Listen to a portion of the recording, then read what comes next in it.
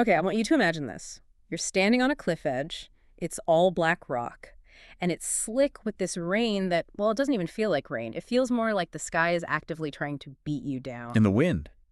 It's not just blowing. No, it's howling. Yeah.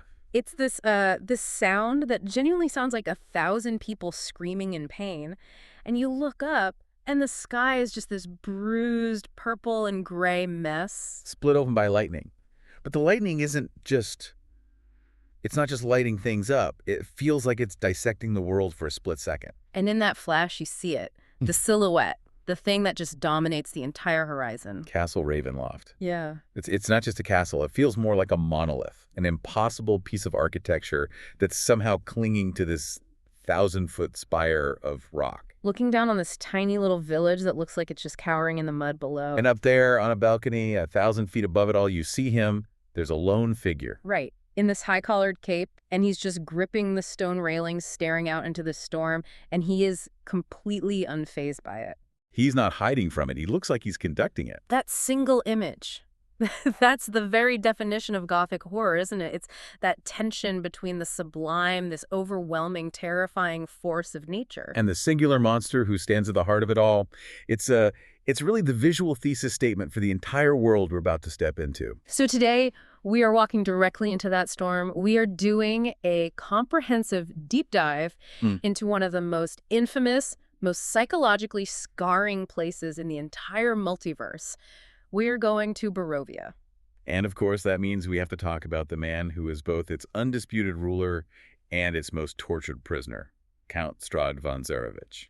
Now, before we really get into it, I think we need to frame what this deep dive actually is. Because, it's easy to just say, oh, it's a story about a vampire in a spooky castle, but that's not it at all. Not even close. Yeah. If you actually look at the source material, the journals, the Tome of Strahd, the Vistani accounts, the stories from the very, very few people who have ever gotten out, what you have is a tragedy. It's almost Shakespearean. It really is. It's a study in obsession, the psychology of aging, and, the actual metaphysics of a prison that runs on nightmare logic. Exactly.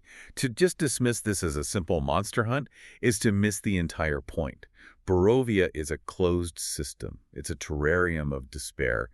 So our mission today is to really unpack the history of this domain of dread, dissect the bizarre and twisted rules of magic and, souls that govern the place. And to try and analyze the fractured psyche of a villain who is, arguably, one of the most complex antagonists ever conceived. Yeah, and to do that, you have to start before the monster. You have to understand the man. Right, because Strahd wasn't born a vampire. The Tome of Strahd, his own journal, is very, very clear about this. He was born a man, flesh and blood. He was a soldier. A general, actually. If you look at the history, Strahd spent the prime of his life, his 20s, his 30s, his 40s, on horseback, in armor. He was a conqueror. He spent decades leading his family's armies to drive out their enemies from this valley. So he was a war hero in the beginning. Absolutely. He won the war. He secured the valley. He named it Barovia after his father, King Barov. He built this magnificent castle and named it Ravenloft in honor of his mother, Queen Ravenovia. On paper, this is the story of a hero establishing his dynasty. But that's where the turn happens, isn't it? The fighting stops. The fighting stops. The enemies are dead or gone. He settles into this incredible castle he's built, and then the silence sets in. And in that quiet, Strahd has this horrifying realization, something that scares him more than any battle ever did. He realizes he's old. He's old. It's this sort of soldier's remorse. He looks in the mirror and he sees a man who's been weathered by decades of violence. He feels like he squandered his youth on duty and war, and that real life, love and joy just passed him by. It's a midlife crisis, but on a totally epic scale. It is. In his journals, he calls it death's gray horizon. Yep. He becomes bitter. He feels like all the rewards of his conquests are hollow because he has no youth left to enjoy them and no one to share them with. And this resentment just gets deeper when his family finally shows up. And his mother, the one he named the castle for, she doesn't even make it. A crushing blow. Queen Ravenovia dies on the journey. He never gets to show her what he built in her honor, so he places her body in the castle crypts, and you can just feel that grief starting to calcify his heart. And then the final insult arrives. His younger brother, Sergei. Ah, Sergei. Sergei is the foil to everything Strahd is. He's young, he's handsome, he's technically a priest, so he has this aura of spiritual purity. He's never seen a real war. He's just full of life. And Strahd absolutely despises him for it. It's pure envy. He looks at Sergei and he sees the life that he thinks he should have had. In the texts, he always calls him boy, to diminish him. But you can just read the jealousy dripping off every single word. Strahd conquered the land so Sergei could come and play in it. That's how he sees it. And then, of course, the catalyst, a woman. Because in any Gothic tragedy, there has to be a romance that just spirals into absolute horror. The sources describe her as a local Barovian woman of remarkable beauty. But it seems like it was more than that. It was her spirit, her vitality, something Strahd was desperate to get for himself. I think he fell in love with her youth more than he fell in love with her. She was a symbol of everything he'd lost. So it wasn't love, it was possession. I think so. He wanted to own her light, to fight back his own growing darkness, but bad. Tatiana didn't love him. She saw him as an elder, a respected lord, sure, but she called him Old One. She looked at him like a stern uncle. And instead, she fell for the younger, warmer Sergei. Of course she did. And that rejection just shattered what was left of Strahd's ego. The younger brother gets the youth, the looks, the girl, the happiness, and all Strahd gets is this cold, empty castle and his war scars. That's a wound that doesn't heal, it just festers. It festered into a very specific, targeted madness. He couldn't cope. The texts say he began to research dark, forbidden magics. He made a pact with death. He started reaching out to these vague, malevolent entities from the Shadowfell that are only ever referred to as the Dark Powers. What did he want from them? Immortality. He wanted to be young again. He had this delusion that if he could just get rid of his age, Tatiana would have to love him. And the Dark Powers, I'm guessing, were happy to oblige? But there's always a price. And the price was an act of supreme betrayal. Which brings us to the wedding day, a day that is infamous in Barovian history. The day Sergei and Tatiana were supposed to get married. On that very day, Strahd made his move. He murdered his brother. And he didn't just kill him. The descriptions are brutal. He butchered him. And then he drank his blood. He literally consumed his brother's life force to seal this dark pact. Can you imagine that scene? The castle is full of guests. It's decorated for a wedding. And then the lord of the castle appears, covered in the groom's blood. Tatiana sees it. She sees the man she respected turned into this monster standing over the body of the man she loved. So she runs. She just flees through the castle gardens, guests screaming all around her as Strahd's guards, or maybe Strahd himself, start this massive slaughter. And she runs to the balcony, the same balcony from the start of our story. Strahd chases her. He's probably pleading with her, trying to explain it, trying to tell her, I did this for us. But Tatiana, rather than let that monster lay a hand on her, she throws herself from the overlook. 1,000-foot drop to the valley floor. In that single moment, any shred of humanity left in Strahd just vanished. His own guards, horrified by what he'd done, filled him with arrows. But he didn't die. The pact kicked in. The pact kicked in. He wrote, not as a man, but as the first vampire. He slaughtered the rest of his guards. And then, and this is the moment the entire world changed. The mists rolled in. The birth of a curse. Yes. The Dark Powers saw his ultimate act of evil, and they gave him his reward. They ripped the entire valley of Barovia out of its home world and sealed it away in a demiplane, a little pocket dimension, surrounded by this choking, inescapable fog. So he got what he wanted. He got his immortality. He got to be lord of the land forever. But he was trapped. He became the prisoner in his own kingdom, forever tormented by the memory of the woman he lost, and, as the legends say, the judging faces of his parents that he saw in the clouds that day. It's the ultimate monkey's paw. You get exactly what you wish for, but in a way that guarantees you can never, ever enjoy it. That is the signature move of the Dark Powers. They don't just grant wishes, they build personal hells, perfectly tailored to the center. Okay, so let's shift from the history to the present-day reality of this place. If you're an adventurer or just some unlucky traveler who gets pulled into this demiplane of dread, what are you actually dealing with? Let's map out the geography of this prison. Okay, so Barovia is a single valley. It's maybe 20, 30 miles long, completely enclosed by these jagged, impassable mountains called the Balanox. You've got two huge peaks that dominate the skyline, Mount Baratok and Mount Gakis. And between them is just forest. Dense, ancient forest, the kind that feels like it's always watching you. And there's really only one road that cuts through it all, the old Svalich Road. A single road, so that's the lifeline. It is. You do not want to go off that road. That's where the wolves, and much worse things, live. That road connects the three main pockets of civilization. You have the village of Barovia in the east, which is right under the shadow of the castle. Then you have the town of Vallaki in the middle. And way out west is the small village of Kresk. You mentioned the boundaries before, the mists. In most stories, fog is just fog. It's atmospheric. But here, it's a hard wall. It's a lethal wall. Mm-hmm. The source material is incredibly specific about this. If you try to just walk through the fog to get out of the valley, it's not like you just get lost. You immediately start to choke. Like physically choke. Yes. You suffer from extreme exhaustion. The fog gets in your lungs and your eyes, and then the geometry of the world itself just warps. You can walk in a straight line for hours, totally convinced you're getting out, and then the fog will thin for a second and you realize you're walking right back towards the place you started. It physically turns you around. Every time. It is a closed loop. Nothing gets out of Barovia unless Strahd himself allows it. That is an incredible level of claustrophobia. You're locked in a very large, very dangerous room with a predator. And looking up doesn't help either. Let's talk about the sky. Does the sun ever shine?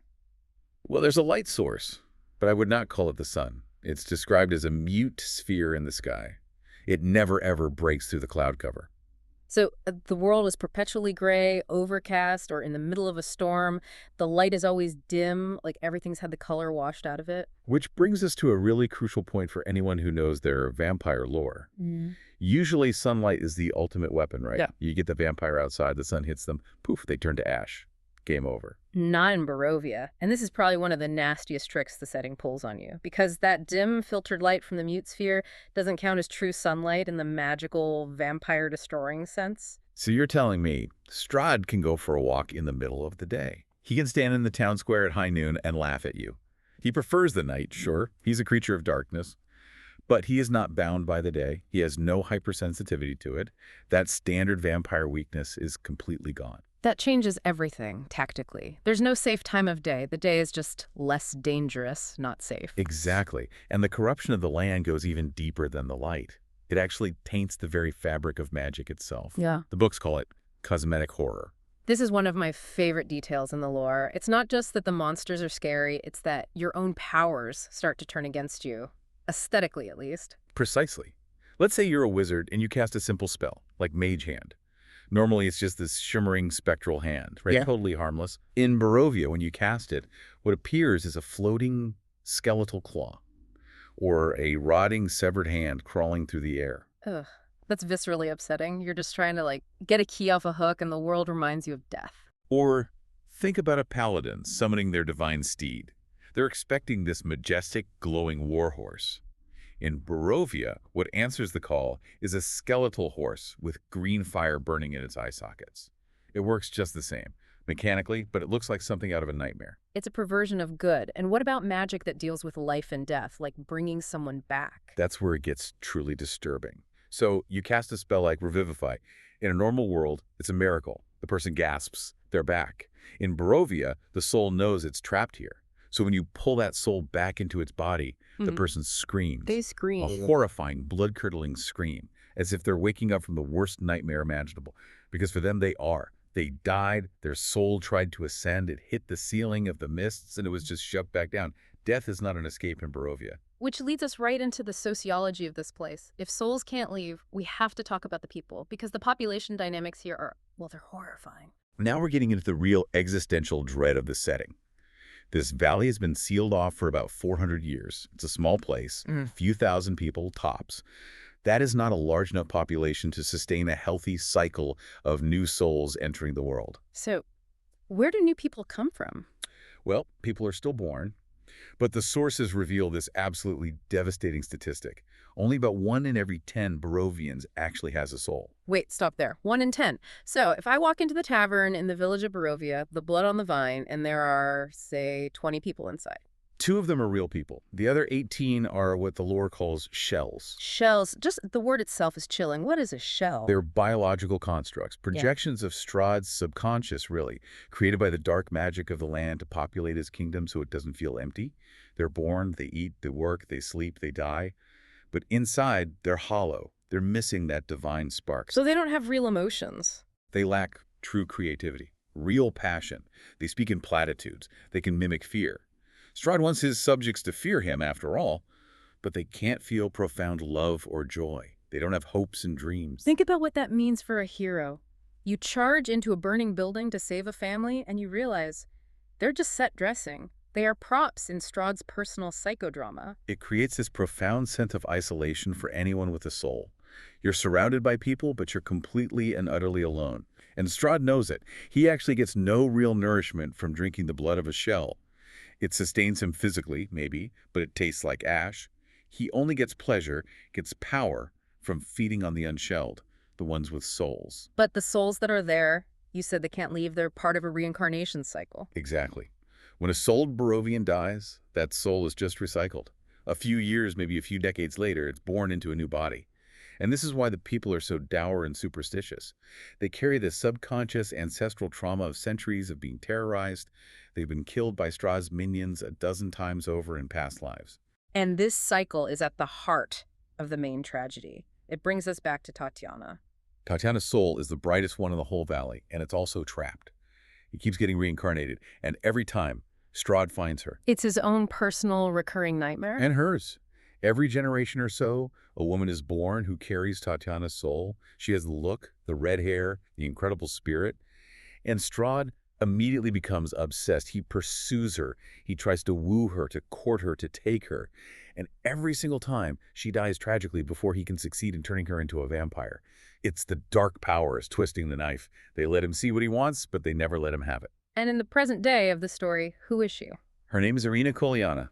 She's the adopted daughter of the burgomaster of the village of Barovia. She's got the red hair, the fiery spirit, and Strahd has already found her. He's already visited her twice in the night to drink her blood. We'll circle back to his plans for her for sure. But I want to contrast this completely trapped population with the one group that seems to have a get-out-of-jail-free card, the Vistani. Ugh, the Vistani. They're the splash of vibrant color in a world of gray. They're wanderers, storytellers, musicians. They wear bright silks, they drink, they sing. And most importantly, they are the only people who can navigate the mists. They can leave Barovia and come back whenever they please. How? Why? If Strahd traps everyone, why give them a pass? It's an ancient debt of honor. Centuries ago, back when Strahd was still human, he was wounded in a battle. A Vistani tribe found him, and they nursed him back to health. They didn't ask who he was. They didn't ask for payment. He was so impressed by this act of kindness that he swore a blood oath that the Vistani and their descendants would always have safe passage through his lands. And Strahd, for all his monstrous evil, is a man of his word. He is lawful evil to his core. He keeps his promises. But the Vistanis aren't just, neutral parties passing through. There's a real duality there. Well, some Vistani is exactly what they seem. They're free spirits, traders, good people just trying to make their way. But others have been corrupted by centuries of living under the devil Strahd's shadow. They act as his spies, his eyes and ears in the outside world. So they're the ones who lure people in. They'll travel to other worlds, find a promising-looking group of heroes, and spin them a tale of a cursed land and a great reward, leading them right into the mists to become Strahd's next playthings. And you really, really do not want to get on the wrong side of a Vistana. Absolutely not. They're known for having the evil eye. They can place charms on you or paralyze you with a single glance, and their curses are legendary. But the way the curses work is fascinating. It's not a free action for them. What do you mean? If a Vistana lays a potent curse on you, say, a curse that makes you clumsy, or that your wounds can never be magically healed, they suffer for it. It causes them psychic damage. It actually hurts them to unleash that kind of hatred on you. So it's not just a spell, it's a sacrificial act of pure vengeance. Exactly. It's fueled by genuine, painful emotion, which makes it all the more terrifying. So we have the land, the trapped souls, the spies. Let's get into the mind of the man himself, the master of the house. We know his history, but who is Strahd von Zarovich now? 400 years later, what's his daily routine? He is bored, utterly and profoundly bored. And a bored, immortal genius is an incredibly dangerous thing. Boredom seems almost too simple a word for a being like him. But think about it. He's ruled this tiny valley for 4 centuries. He's crushed every rebellion. He has read every book, mastered every spell. He has no equals, no peers. There is no one he can have a real conversation with. All the powerful emotions have burned out of him. He doesn't have love or hate or pity anymore. All that's left is calculation and this deep, gnawing ennui. So when a fresh party of adventurers stumbles out of the fog, It's Christmas morning. It's the best thing that's happened to him in decades. New toys. He immediately invites them into his game of cat and mouse. He would never kill them right away. That's a waste of good sport. He wants to test them. He wants to break them. He wants to see if they can be corrupted. he's the game master who could just drop a meteor on the party on turn 1, but finds it much more entertaining to just dismantle them psychologically piece by piece. That's a perfect analogy. And he has three very clear goals that are driving all of his actions right now. Goal number one is Irina Kolyana. He is absolutely convinced that she is Tatiana reincarnated, which she is, and therefore she belongs to him. You said he's bitten her twice. Why is he waiting for the third? Why not just take her? It's a sick, twisted form of courtship. The lore implies the third bite is the one that will turn her into a vampire spawn, eternally his bride. He's drawing it out. He's toying with her, isolating her. He's responsible for the death of her father, the burgomaster, through stress and constant siege. He's trying to remove every pillar of support in her life so that she has no one to turn to but him. That's classic abuser behavior. Isolate the victim until you're the only option left. It's deeply psychological and absolutely horrific. Okay, so goal number two, the hunter. Strahd is fully aware that the legendary vampire hunter Rudolf van Richten is hiding somewhere in his valley. Van Richten is like the Van Helsing of this universe, right? The ultimate pro. The best there is, and Strahd respects him in his own twisted way. He sees Van Richten as a worthy opponent. He wants to find the old man, but not just to kill him. He wants to break his spirit. He wants to prove that even the greatest vampire hunter is just another fly in his web. It's a battle of egos. And the third goal, this one really speaks to his arrogance. The successor. At the end of the day, Strahd actually wants to escape Barovia. He has this theory, this desperate hope, that the dark powers might finally release him from his curse if he can find someone worthy to take his place as the jailer. So he's actively interviewing the adventurers for the job. In the most sadistic way possible, yes. He watches the party's paladin, their wizard. He tests their strength, their morality, their ruthlessness. He's constantly asking himself, could this one rule this land? Do they have what it takes? But he never actually finds anyone, does he? Never. Because his own narcissism always gets in the way. He'll find a flaw in everyone. This one is too soft. That one is too chaotic. They lack my vision. And in the end, he always concludes that they're all inferior to him, and he discards them. It's this tragic cycle of hope and contempt that he puts himself through. Let's talk about his tactics. Because he's not one of those villains who just sits on his throne waiting for you to show up. He's active. Strahd is the land. He can show up anywhere, at any time. He has this nightmare steed named Bucephalus that can fly through the ethereal plane. He'll intercept the party on the road for a chat.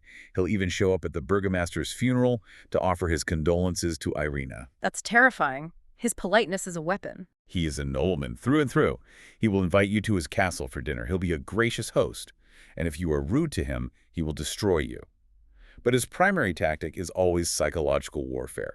He tries to turn the party against itself. The classic divide and conquer. Oh, he's a master of it. He'll pull the party's warlock aside and whisper, your patron has no power here. I, on the other hand, can offer you real secrets. He'll tell the fighter, your friends are just using you as a meat shield. Join me, and you could lead my armies. He finds the cracks in the party's cohesion and pries them wide open. If the adventurers start fighting among themselves, Strahd has already won. He seems to think he holds all the cards. But speaking of cards, there's a mechanism in this story that introduces a massive element of chance, something that even Strahd can't fully predict. The Taroka deck. The Taroka reading. Yes, this is the absolute heart of the adventure. Early on, the party will almost certainly meet Madame Eva, an ancient and incredibly powerful Vistani seer, and she will perform a card reading for them. And this isn't just for flavor. This reading literally dictates the structure of the entire campaign. It dictates reality for that playthrough. The deck is shuffled, the cards are drawn, and they determine three incredibly important things. First, the locations of the three holy artifacts that can actually harm Strahd in a meaningful way. The Tome of Strahd, the Sun Sword, and the holy symbol of Ravenkind. So in one version of the story, the Sun Sword might be hidden in an old windmill, and in another, it's at the bottom of a lake. Exactly. Or in a dragon's hoard, or buried in a crypt. Second, the reading determines where, inside the massive castle Ravenloft, the final confrontation with Strahd will take place. Is he in his tomb? Is he on his throne? Is he waiting for you on that balcony where Tatiana fell? And the third thing? The ally. The cards identify one specific person in Barovia who is fated to help the party, their fated enemy is Strahd. This person will be inspired to join them and fight by their side in the final battle. I love this part because the range of potential allies is just so wild. It forces you to deal with some very strange situations. You might get the Broken One card. Right, and that card points you to the Mad Mage of Mount Baratok. Now, this isn't just some random wizard. This is Mordenkainen, one of the most powerful archmages in the multiverse. He challenged Strahd a year ago, lost spectacularly, and it shattered his mind. If you can find a way to restore his sanity, you have an absolute powerhouse on your side. A huge advantage. But you might get the beast. Which points you to a werewolf. Specifically, a werewolf named Zuleika. She's not a good person, but she wants revenge against her pack leader. Yeah. So now you have this dynamic where your, say, noble paladin has to work with a chaotic evil werewolf to achieve a common goal. Instant party drama. I love it. Or you could get the innocent. Which could be Vasilka. She's a flesh golem, basically Frankenstein's monster, being built in an abbey by a mad cleric. The cleric is trying to create a perfect bride for Strahd to appease him. But if the cards pick her, the stitched-together woman with the mind of a child becomes your destined ally. She's incredibly strong, but it's complicated. And then there's the most dangerous one, the traitor card. Erigel. He's a Vistani assassin, one of Strahd's spies. The cards might tell you he is your ally, and he will be. He'll fight alongside you. He will help you kill Strahd. But his motive is pure envy. He wants to kill the Count so he can take his place. The second Strahd falls, Erigel will turn his daggers on the party. So the prophecy is technically true, but it's another monkey's paw. He will help you defeat Strahd. It didn't say anything about what happens next. That is the essence of Barovia in a nutshell. Even the help you get is probably going to try and kill you. We've covered the big players, but let's zoom in on the moment-to-moment survival. You're on the old Svellich Road. It's getting dark. What's out there in the woods? Everything. But it changes depending on the time of day. As we said, daytime is relatively safer. You might run into a pack of dire wolves or some berserkers from the mountain tribes. But when that mute sun goes down, the real monsters come out. Give me an example. An encounter that really captures the unique horror of this place. Okay, the Skeletal Rider. You're walking at night, and you see a lantern swinging in the fog up ahead. As it gets closer, you see it's being held by a skeleton in tattered armor, riding a skeletal warhorse. And it doesn't attack you. It just rides past. It rides by slowly, its head turning left and right, like it's searching for something. The lore implies it's the ghost of an adventurer from centuries ago who is doomed to ride that road forever, eternally searching for a way out of the mists. It's not a fight, it's a moving tragedy. That's haunting. That sets a mood way better than some monster jumping out of a bush. But if you want a jump scare, there's the ghost. Near the cliffs of Ravenloft, a ghost can materialize and attempt to possess one of the party members. Which is bad enough on its own. But this ghost isn't interested in fighting your friends. If it successfully possesses you, it takes control of your body and just runs. It sprints as fast as it can toward the edge of the cliff and tries to hurl your body off. It's replaying its own suicide. Exactly. It wants to feel the fall again. So you, the player, lose all control and have to watch helplessly as your character tries to kill themselves. And the scarecrows, these aren't just, straw-filled dummies. Not at all. They're built by a powerful hag named Babali Saga, who actually has this creepy connection to Strahd's past. She was his nursemaid. She makes these scarecrows to hunt a group of good-aligned ravens who form a kind of resistance. They're filled with evil spirits, they have knives for fingers, and they stand perfectly still in the cornfields until you turn your back. And throughout all of this, there's the constant feeling of being watched. Always. Strahd is the land. Swarms of bats are not just bats. They are his eyes. The howling of wolves is not random. It's a code signaling your position. The standing you pass on the road are taking note of your weapons, your health. You are never, ever alone in Barovia. The very concept of privacy is a luxury that does not exist here. So when you put it all together, what we have is a perfect trap. It's a psychological prison where the geography, the magic, the people, the monsters, they're all just reflections of the jailer's trauma. That is the central thesis. Barovia is Strahd. The land is sick because its king is sick. To heal the land, you have to destroy the man. Can you? And this is really the final and I think the most provocative question of this whole deep dive. Let's say you do it. The adventurers succeed. They find the Sun Sword. They rally their fated ally. They storm the castle. They fight through vampire spawn. And finally, they drive a stake through Strahd's heart. He turns to dust. And for the first time in 400 years, the sun breaks through the clouds. The mists recede. The people of Barovia look up and see a blue sky. The heroes can finally leave. They've won. But there's a but, isn't there? There's a huge but. The dark powers are the true masters of this domain. Strahd's their prisoner, yes, but he's also their favorite toy. And they are not done punishing him. The source material is very clear that Strahd's destruction is temporary. How temporary?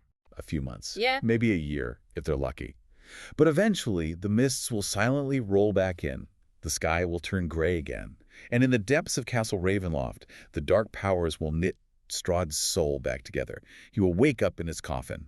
The nightmare resets. So the adventurers, they didn't really win anything. They won a single summer of peace for the people of the valley. A brief, beautiful respite. But they cannot break the fundamental curse of the land. Only the dark powers can do that. And they have absolutely no interest in letting their prized possession go. That is a profoundly bleak ending. It reframes the entire story. The goal isn't to win the war, because the war is eternal. It's just about surviving your one battle. Or maybe the true horror of Barovia isn't that you might fail and die. It's that you might succeed, and it ultimately doesn't matter. The story's a broken record, doomed to play the same tragic song forever, and the adventurers are just the latest guests to arrive at the funeral. On that incredibly uplifting note, sleep well, everyone. Keep your neck covered. And whatever you do, do not walk into the fog. That's all for this deep dive. We'll see you next time. Welcome back to the deep dive. Today, we are not just exploring a place, we're really exploring a nightmare. That's a good way to put it. We are stepping into the mist, quite literally, to look at one of the most iconic, terrifying, and I think tragic settings we've ever covered. We are talking about the Valley of Barovia and the imposing, ever-present shadow of Castle Ravenloft. It is a fascinating subject, and I think shadow is the operative word here. Absolutely. We aren't just talking about a physical shadow cast by a building, though there was plenty of that. Right. We are talking about a psychological shadow, a geography of despair that starts in the mud of a village and rises all the way to the spires of a vampire's fortress. Exactly. It's heavy. You can feel the weight of it just reading through the source material. It really can. And our mission today is to kind of map out this geography of despair. We're going to start at the bottom. In the village of Barovia, which is described as the saddest place in the land. Literally the saddest place. And we are going to climb. We'll go past the church, up the cliffside, across the drawbridge, and right into the court of Strahd von Zarovich himself. And along the way, we're going to meet a cast of characters that really define this tragedy. Yeah. I mean, we have a girl with a haunted soul. A priest driven to madness by love. A bored accountant, of all things, chained to a desk. And a teenager living in a fairy tale that just doesn't exist. It's an incredible setup. It sounds like a novel, doesn't it? But before we meet them, we have to set the scene. Imagine you've just arrived. You've passed through the gates of Barovia. The fog is so thick you can barely see your hand in front of your face. And the sources describe this transition vividly. You're on muddy ground, and then it gives way to slick, wet cobblestones. Okay. The fog pulls back just enough to reveal these tall, dark shapes. They're houses, Yeah. but they aren't welcoming. No. The windows are described as staring out from pools of blackness. That is such a chilling image. It feels like the architecture itself is watching you, but with no light behind the eyes. It immediately establishes that you are an outsider here. You aren't walking into a bustling town square where you can, wave to the locals. No, not at all. You're walking into a graveyard that people just happen to inhabit. And it's silent. That's the other thing the text emphasizes. It's dead silent. Except Except for one sound that just cuts through the gloom. mournful sobbing. Yeah.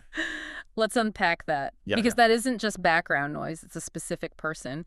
This creates the immediate atmosphere of the village of Barovia. Right. You walk in expecting maybe a blacksmith's hammer or a market crier, and the first thing you hear is a mother weeping. This is Mad Mary. She's in a townhouse, Area E3 for those following the map, and she's barricaded herself from the inside. Right. And her story really sets the stakes for the ordinary people living here. She's sobbing because her daughter, Gertruda, is gone. And the tragic part is the backstory of why she's gone. It's not like Mary lost her because she was careless. No, quite the opposite. Mary was terrified of the world outside. Terrified of Strahd, of the wolves, of the fog. So she just locked her in. Her entire life. She kept Gertruda locked in that house. She tried to create this bubble of safety. But that backfired. Horribly. The irony and the tragedy is that by shielding her daughter from reality, she left her completely unprepared for it. So she didn't even know what to be afraid of. She had no concept of danger. Gertruda broke out, not because she was scared, but because she was curious. She just ran away. That is a profound failure of protection. It suggests that in Barovia, trying to hide from the horror just makes you more vulnerable to it. It really does. It's the ultimate helicopter parent tragedy in a horror setting. Precisely. Isolation leads to madness. So now Mary is left alone with a malformed doll she treats as her child, while the real child is gone. And we'll get to where Gertruda is later, right? Oh, we are going to catch up with Gertruda later when we get to the castle. And let me tell you, that reveal is something else. I can't wait. But sticking with the village for a moment, the sound of Mary crying echoes through streets that are mostly dead. The economy here seems completely broken. It feels like stagnation in its purest form. I mean, most shops are boarded up. They've been looted or just abandoned. There's nothing going on. There's really only one place to buy supplies, and that's Bildrath's Mercantile. Bildrath Cantemir. I love this guy in a love-to-hate-him kind of way. He's a real piece of work. He is the ultimate price gouger. He is the guy selling water for $50 a bottle during a hurricane. He really is. The source material specifies that he sells adventuring gear, but only the cheap stuff, and he sells it for 10 times its actual value. 10 times. It's predatory capitalism at the end of the world. And he's so unapologetic about it. He basically says, if you want it badly enough, you'll pay. Wow. It shows you how hostile this region is. There is no customer service in Barovia. There is only survival. And he knows you can't go anywhere else. It's a closed economy. He has a total monopoly. And if you try to argue with him, or if a heavily armed barbarian decides to just, take the rope, then he calls in the muscle. he calls in his nephew, Periwimple. Periwimple. Now describe him for us, because the name sounds so harmless. It does, but Periwimple is described as having the raw physical power of a gladiator. Okay, so not harmless. Not at all. He is immensely strong, muscles rippling under his tunic, but he's simple-minded. He's completely devoted to his uncle. So it's the classic dynamic, the brains and the brawn. It is, but it serves a function in the setting. It tells the visitor, you are not in charge here. Even a shopkeeper has a nuclear option. You either pay the price or you get crushed. It creates a sense of helplessness. Right. You've been gouged on prices, you've heard the weeping, you probably need a drink. So you head to the town square, and there's the Blood of the Vine Tavern. Even the name is grim. It was once Blood on the Vine, but the N has been scratched over with an F. Blood of the Vine. Oof, nice touch. It implies a history of violence right on the signage. Totally. And inside, it's just shoddy, it's cold, there's a fire, but it gives scant warmth. It's not a cozy place. No. And the staff. Well, the barkeep, Eric, is fascinating to me because he represents total resignation. He's the one who just cleans the glasses, right? Incessantly, mindlessly. He cleans a glass, puts it down, picks up the next one, even if they're already clean. Wow. He's in a hollow trance. He's not hostile like Bildrath. He's just empty. That's maybe even scarier. It is. It's what happens when you live in a place with no hope. You just go through the motions. He represents the soulless population of Barovia. Just empty shells. But not everyone in the tavern is a zombie-like barkeep. There are 3 women sitting near the door. Alenka, Mirabelle, and Sorvia. And they're different. They're Vistani. Right. And this is an important distinction. The Vistani are the only ones who seem to have color and agency here. They do. They dress in bright colors, they laugh, they tell stories, they own the tavern, they ensure people pay their tabs. There's a catch. There's a huge catch. They are indifferent to the suffering around them. The sources imply they are spies for Strahd. So they're watching. They are watching. So even in the one place of social gathering, you are under surveillance. It creates paranoia. You can't trust the lively people because it might report you to the vampire. And you can't get anything out of the depressed people because they've completely given up. Which brings us to the only person in the tavern, and maybe the village, who actually wants to do something. Ismark Kolyanovich. Also known as? Ismark the Lesser. Ouch. That nickname. It really paints a picture of his standing in the community, doesn't it? It stings. It absolutely stings. He lives in his father's shadow. His father was the burgomaster, the leader of the village who held it together. So he has a lot to live up to. A huge amount. Yeah. And Ismark is a veteran. He's trained with weapons. He wants to confront Strahd. But when we meet him, he's sitting in a tavern drinking wine. But he does have a mission. He's not just drinking to forget. He's drinking because he's terrified for his sister, Irina. And this is the central tragedy of the village. Irina Kolyana. She is the adopted daughter of the burgomaster. And she is the engine of the plot, because she is the object of Strahd's obsession. The sources are very specific about this. Strahd believes she has the soul of Tatiana, his ancient love from centuries ago. Exactly. So this isn't just a crush. It's a predatory hunt. A supernatural obsession. He's already bitten her twice. And the lore of vampires usually dictates that the third bite turns you. So she is living on borrowed time. She really is. And the stress of this, The wolves attacking the mansion every night, the constant siege. It actually killed her father. The burgomaster died of a heart attack. A heart attack 3 days ago, just from the sheer stress of it all. So now Ismark and Irina are barricaded in their mansion with their father's body. A body they haven't been able to bury. Why? Because they're scared. Because no one in the village is brave enough to help them. No one will help them carry the coffin to the cemetery. That's bleak. The mansion is battered. There are claw marks everywhere, smashed windows. It's a war zone. Ismark wants to get Irina to safety to a town called Valaki further away. But she won't go. She refuses to leave until her father is put to rest. It's a horrible dilemma, duty to the dead versus survival of the living. Yeah. And that leads them, and us, to the only place you'd expect to find help for a burial. The church. Area E5. Yeah. And if you thought the village streets were depressing, the church is a study in spiritual horror. It's physically dilapidated, right? Oh, yeah. Sagging, worn, more claw marks on the doors. It has weathered centuries of evil. But the real horror is inside. The real horror is inside. Yeah. You have Father Donovich. He's the priest. And he is praying constantly. But he's not praying for the congregation. No. He's praying to drown out the noise coming from the undercroft. From the basement. Yeah. And what is that noise? It's a scream. A young man's voice crying out, "Father, I'm starving!" That sends shivers down my spine every time I read it. It's awful. Let's unpack what's happening here. This isn't just a monster in the basement. Yep. This is Sun. This is Doruwing. Yeah. A year ago, a wizard came to town, likely Mordenkainen, though the text leaves it a bit ambiguous. Right. And he rallied a mob to storm Castle Ravenloft. Doru, full of youthful idealism, joined them. And it went badly. They marched up the hill. They were slaughtered. But Doru wasn't killed. No. Death would have been a mercy. Strahd turned Doru into a vampire spawn and sent him home to his father. That is deeply twisted. It's psychological torture. Strahd could have just killed the boy, but instead, he corrupted the one thing the priest loves. The ultimate perversion of faith. So now Donovich is trapped in this moral deadlock. Hmm. He can't kill his son because it's his son, but he can't feed his son because that requires blood, other people, So he just locks him in the basement. and prays that the gods will provide a solution. And meanwhile, the boy just screams that he's starving. It's a corruption of love. It's Strahd saying, look at what your faith gets you. He turned the church into a prison. Precisely. Hmm. And speaking of the failure of revolts, the church grounds are also the site of one of the most haunting visual events in Barovia. The March of the Dead. Oh, this is a great detail. This happens every night at midnight, right? Every single night, an eerie green light rises from the cemetery, Okay. and out of the graves march these ghostly figures. Warriors, mages, dwarves with axes. But these aren't the people buried there locally. No, these are the spirits of adventurers. Previous heroes who came to Barovia to defeat Strahd and failed.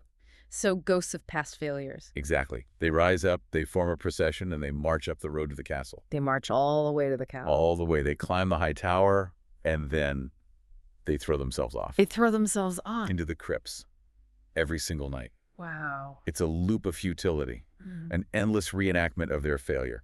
That is bleak. It's like the land itself is keeping a tally of everyone who tried and failed. It serves two purposes, I think. It's a trap for the spirits, but it's a warning to the living. If you are standing in that village watching this green procession, you are seeing your own probable future.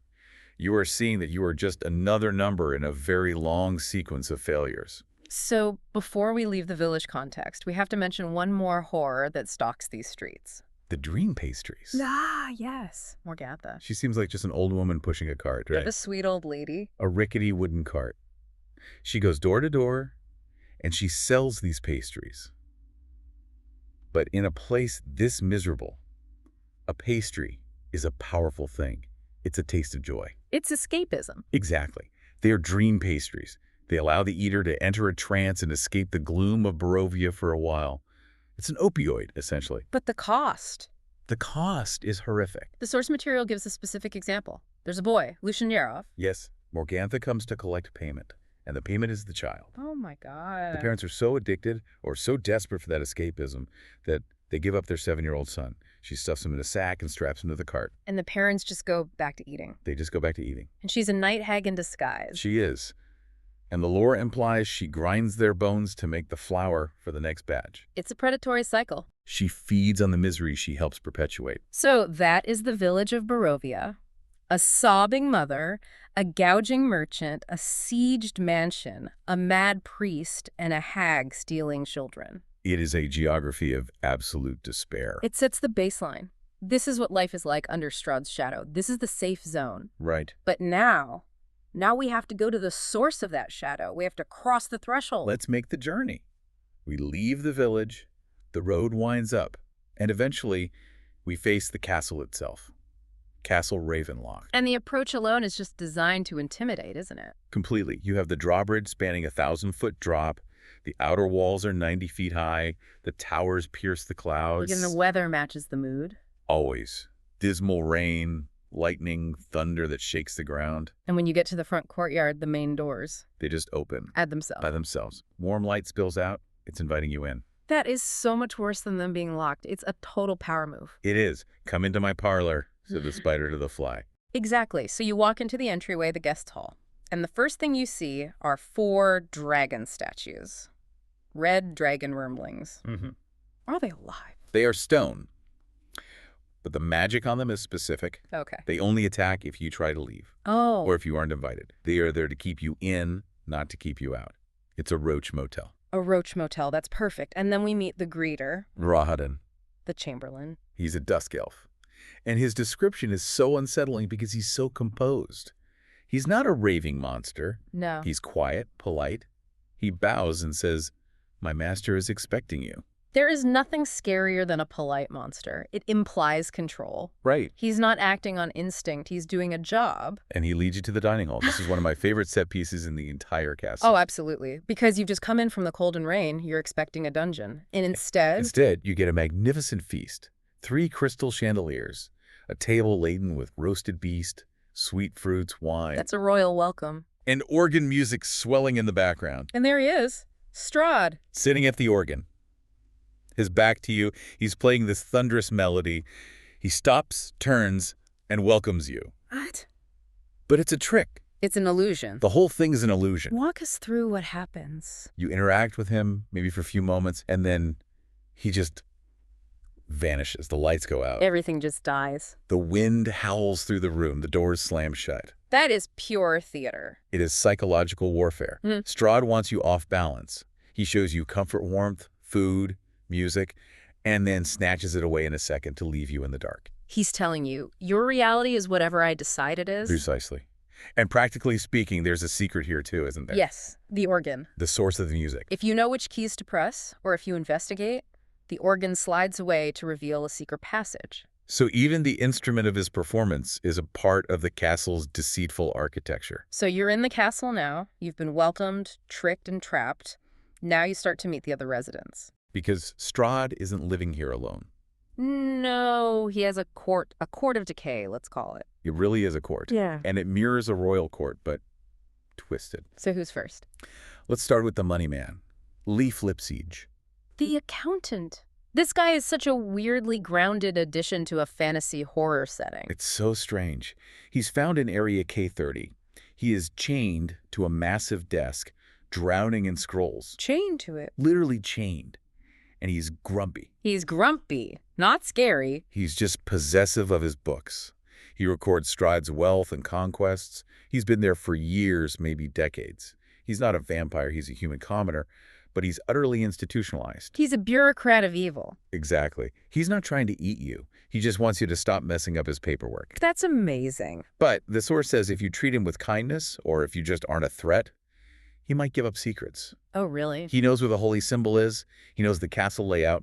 He's a disgruntled employee in the world's worst corporate environment. Then we have someone who is desperate to be an employee, or rather a partner. Ah, Escher. Yes, Escher. Escher is tragic in a very modern way. He's a vampire spawn found in the lounge. He's young, handsome, elegant, but worn. Worn, how so? He's bored. And he's terrified. He knows how this works. Strahd takes a consort, is amused for a while, and then gets bored. And when Strahd gets bored... The consort goes to the crypts. So Escher is basically auditioning for his life every single day. He's constantly trying to be interesting. He's sitting there maybe reading a book on embalming or Goats of the Balanok Mountains. Those are actual book titles in the room, by the way. Anyway.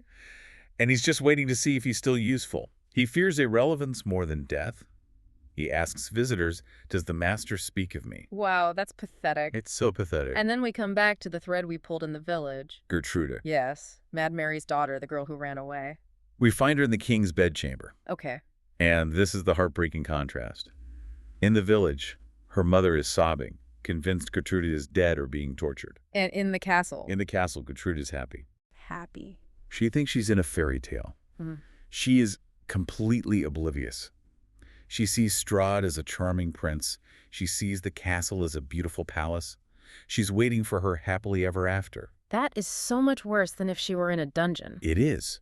Because she is a sheep waiting for the slaughter, but she thinks she's the guest of honor. And it all goes back to her mother's protection. It shows how that isolation warped her mind just as dangerously as the monsters did. She has no survival instincts because she was never allowed to develop them. And then hiding in the corners, you have the witches. The Barovian witches. They inhabit the guest rooms. They have these cauldrons and familiars cats, toads. What's their deal? They're like the pests of the castle. They add this layer of chaotic malice. They aren't the grand evil of Strahd. They're just nasty. They giggle, they cast spells, they add unpredictability. So the inhabitants are a mix of deluded, bored, and bureaucratic. But the castle itself, the building is an enemy. Oh, absolutely. We need to talk about the traps and the mechanics, because Ravenloft isn't just a house, it's a machine. A machine of malice. And the heart of that machine, literally, is the heart of sorrow. This is in the high tower, right? A highest spire. Area K20. It is a massive, floating, pulsating, red crystal heart, 10 feet in diameter. What does it do? It absorbs damage for Strahd.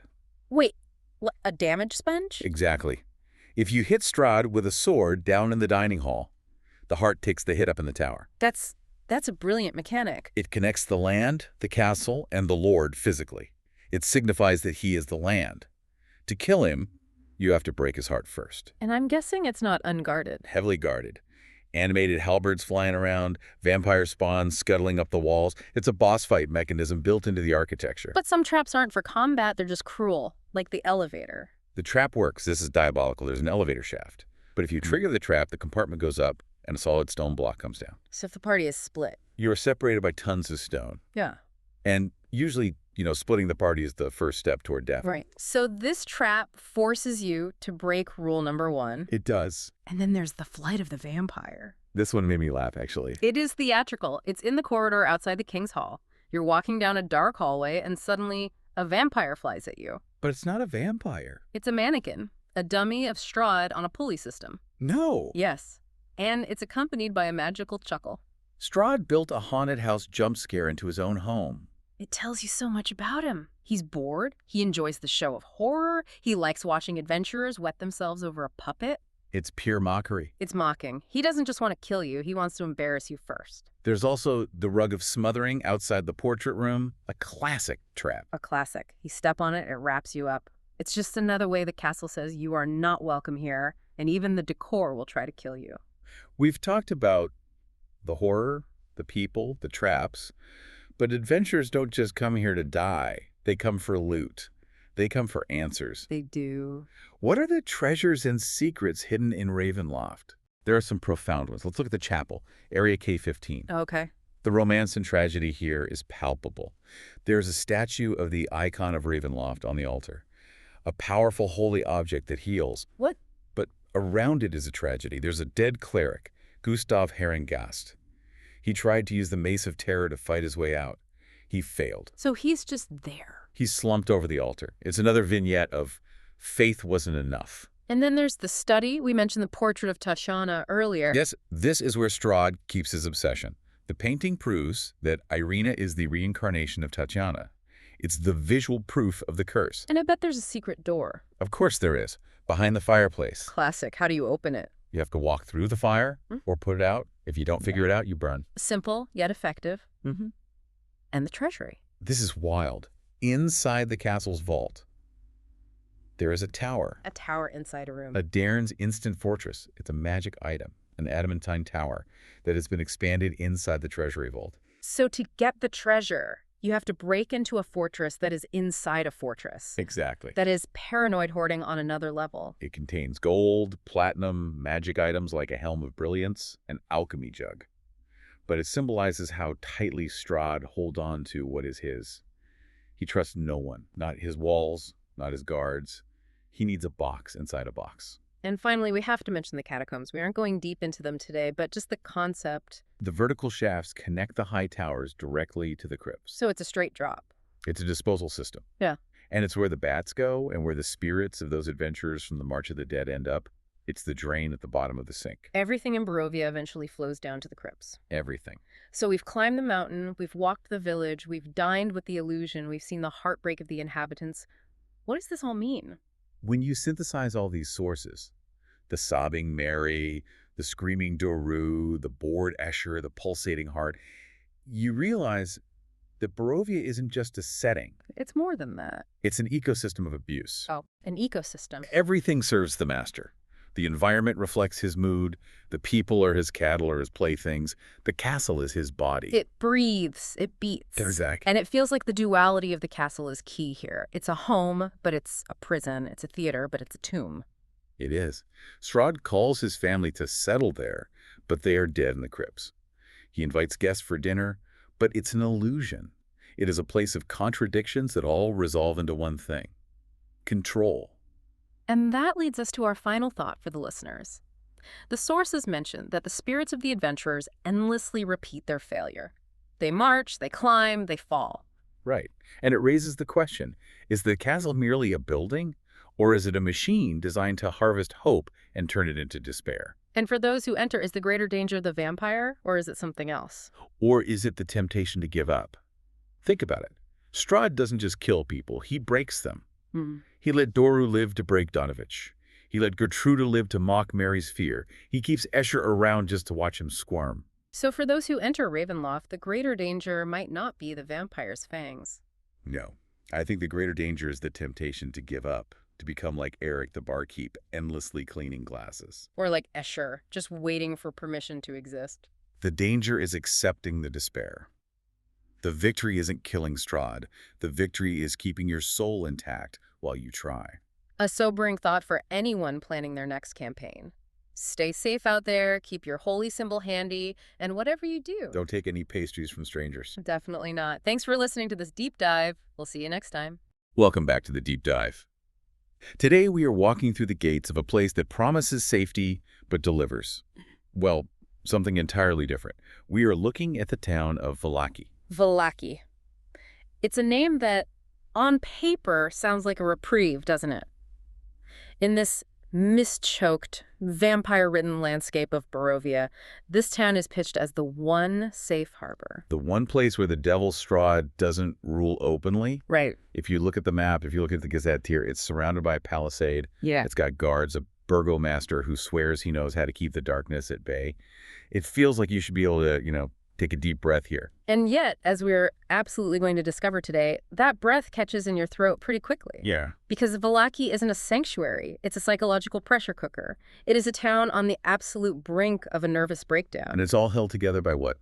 Forced smiles and the threat of violence? I think the perfect image to start with, and this really set the tone for me when I was reading through all the source material, is the front gate. You approach this town, the mist is pressing against the walls, you're looking for civilization, for safety. And what greets you? Pikes. Pikes, just straight up. Yeah, specifically pikes mounted with the severed heads of wolves. Just welcoming you in. Exactly. It's this visceral, brutal statement right at the threshold. It says, we kill the things that hunt you. But it also says we are capable of this brutality. It's the first crack in the facade, isn't it? It is. It creates this immediate dissonance. You are safe, but you are being greeted by decapitated heads. And that dissonance is what we are unpacking today. We have a massive stack of notes here, a comprehensive gazetteer of the town, profiles on the key players, the political feuds, the secret societies. Our mission is to figure out why this town is ticking like a time bomb. And it is ticking. We're going to look at the two families tearing the place apart, the Vlakoviches and the Walkers. We're going to look at the hidden monsters living next door to the shoemaker. But really, the core theme we're diving into is something, I guess I'd call it malicious unhappiness. Malicious unhappiness. That sounds like a legal term. It is. In Vallaki, it's the central tension. The leadership of this town has decided that sadness is not just an emotion. Right. It is a security threat. It is a crime. And that philosophy has turned Vallaki into a place where a smile is a shield and a frown can get you arrested. Okay, let's unpack this regime, because it all starts with the man at the top, the burgomaster, Baron Vargas Alakovich. The Baron. Now, to understand the Baron, you have to understand his ego. It's incredibly fragile. He traces his lineage back to the founders of the town. He has royal blood, or so he claims. Right, he always brings that up. Always. He believes he is of superior breeding to everyone else, including, and this is key, the Zarovich line that Strahd comes from. So he thinks he's better than the vampire lord ruling the entire land. In his own mind, yes, absolutely. But his philosophy is fascinatingly twisted. He believes that Strahd is essentially a creature of misery. He feeds on it. So the Baron believes that if he can make Vallaki a place of pure happiness, absolute joy, then the town will just slip from Strahd's grasp. Like he thinks happiness is a magical frequency that vampires can't tune into. That is the perfect way to put it. He's trying to happiness hack the Curse of Barovia. Wow. But because this is Barovia, and because the Baron is a man with a brittle, fragile ego, he doesn't try to achieve this by, improving the quality of life. No, of course not. He enforces it. This brings us to his catchphrase, and I saw this repeated over and over and over in the notes. All will be well. All will be well. It sounds like a reassurance, doesn't it? Like something a parent tells a child. Sounds comforting. But in Vallaki, it's a command. It's a cudgel. When the Baron says, all will be well, he is daring you to disagree with him. He is saying, agree with my delusion or suffer the consequences. It's toxic positivity weaponized into a totalitarian regime. Absolutely. And the mechanism for this forced happiness is the festivals. The endless cycle of festivals. It just never stops. The Baron stages these mandatory celebrations constantly. We have records of the most recent one, the Wolf's Head Jamboree, which we just missed if we were arriving today. Ah, okay. And there's another one coming up in just a few days called the Festival of the Blazing Sun. The Wolf's Head Jamboree. That explains the pikes at the gate. It does. The townsfolk were parading through the streets with wolf heads.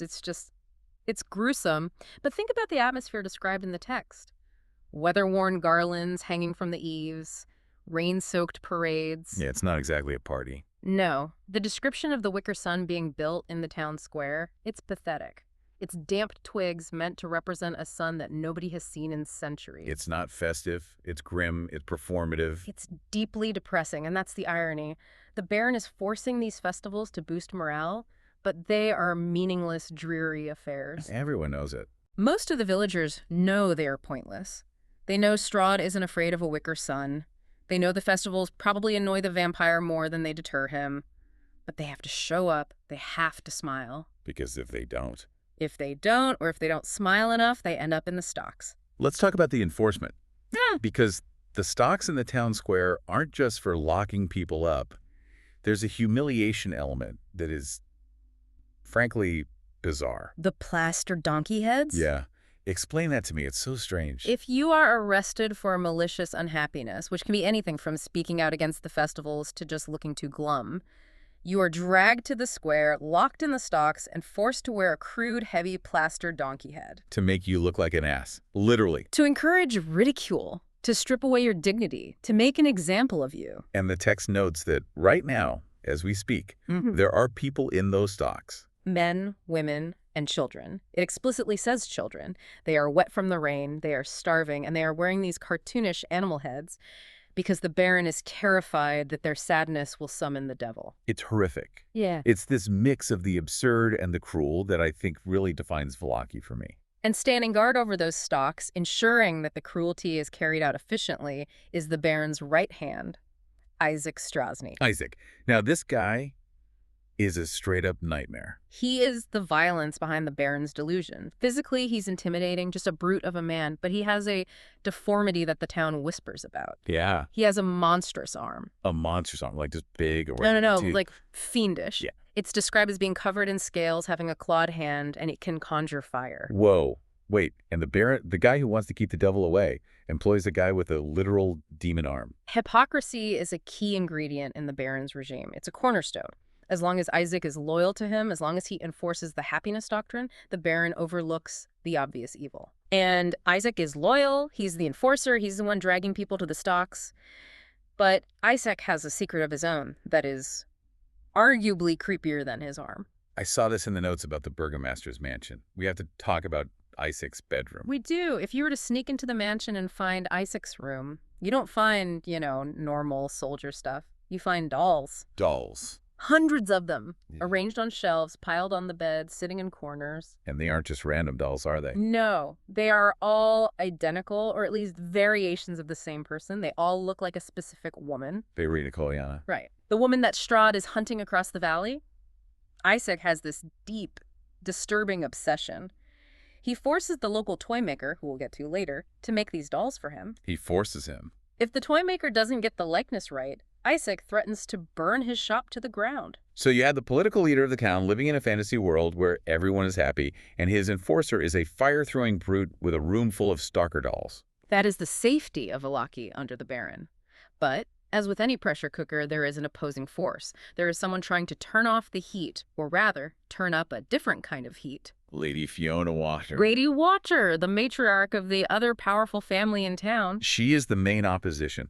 If the Baron is the all-will-be-well guy, she's the let's-be-realistic person on the surface. On the surface, yes. That's her whole public persona. She's an influential noble. She comes from an old family, the Watchers, and she openly views the Baron as a madman. She does not mince words. No, she's quoted as saying, "I'd rather serve the devil than a madman." Which sounds like a figure of speech. Yeah. Hyperbole. It sounds like, oh, the Baron is so crazy, I'd take anyone else. But with Lady Watcher, we have to be very, very literal. Oh, no. She is openly pro-Strahd. Openly. How does that even work? She doesn't think he's a monster. Her framing of him is as a negligent landlord. A negligent landlord. Yeah. She thinks the Baron is provoking Strahd with these stupid festivals and this happiness nonsense. She believes that if she were in charge, she could negotiate a stable, perhaps even prosperous relationship with Castle Ravenloft. Just pay the rent on time, don't cause trouble. That feels seductive, doesn't it? Like if you're a villager who is tired of wearing a donkey head, Lady Watcher sounds like the sane option. That is the trap. That is the lesser of two evils trap that defines Vallaki.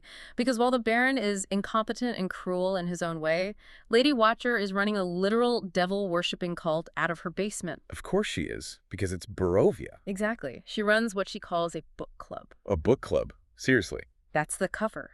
The most fanatical members of her, about a dozen people, gather in the Waterhouse cellar. She reads from a manifesto she wrote. She wrote a manifesto. She did. It's called The Devil We Know. The Devil We Know.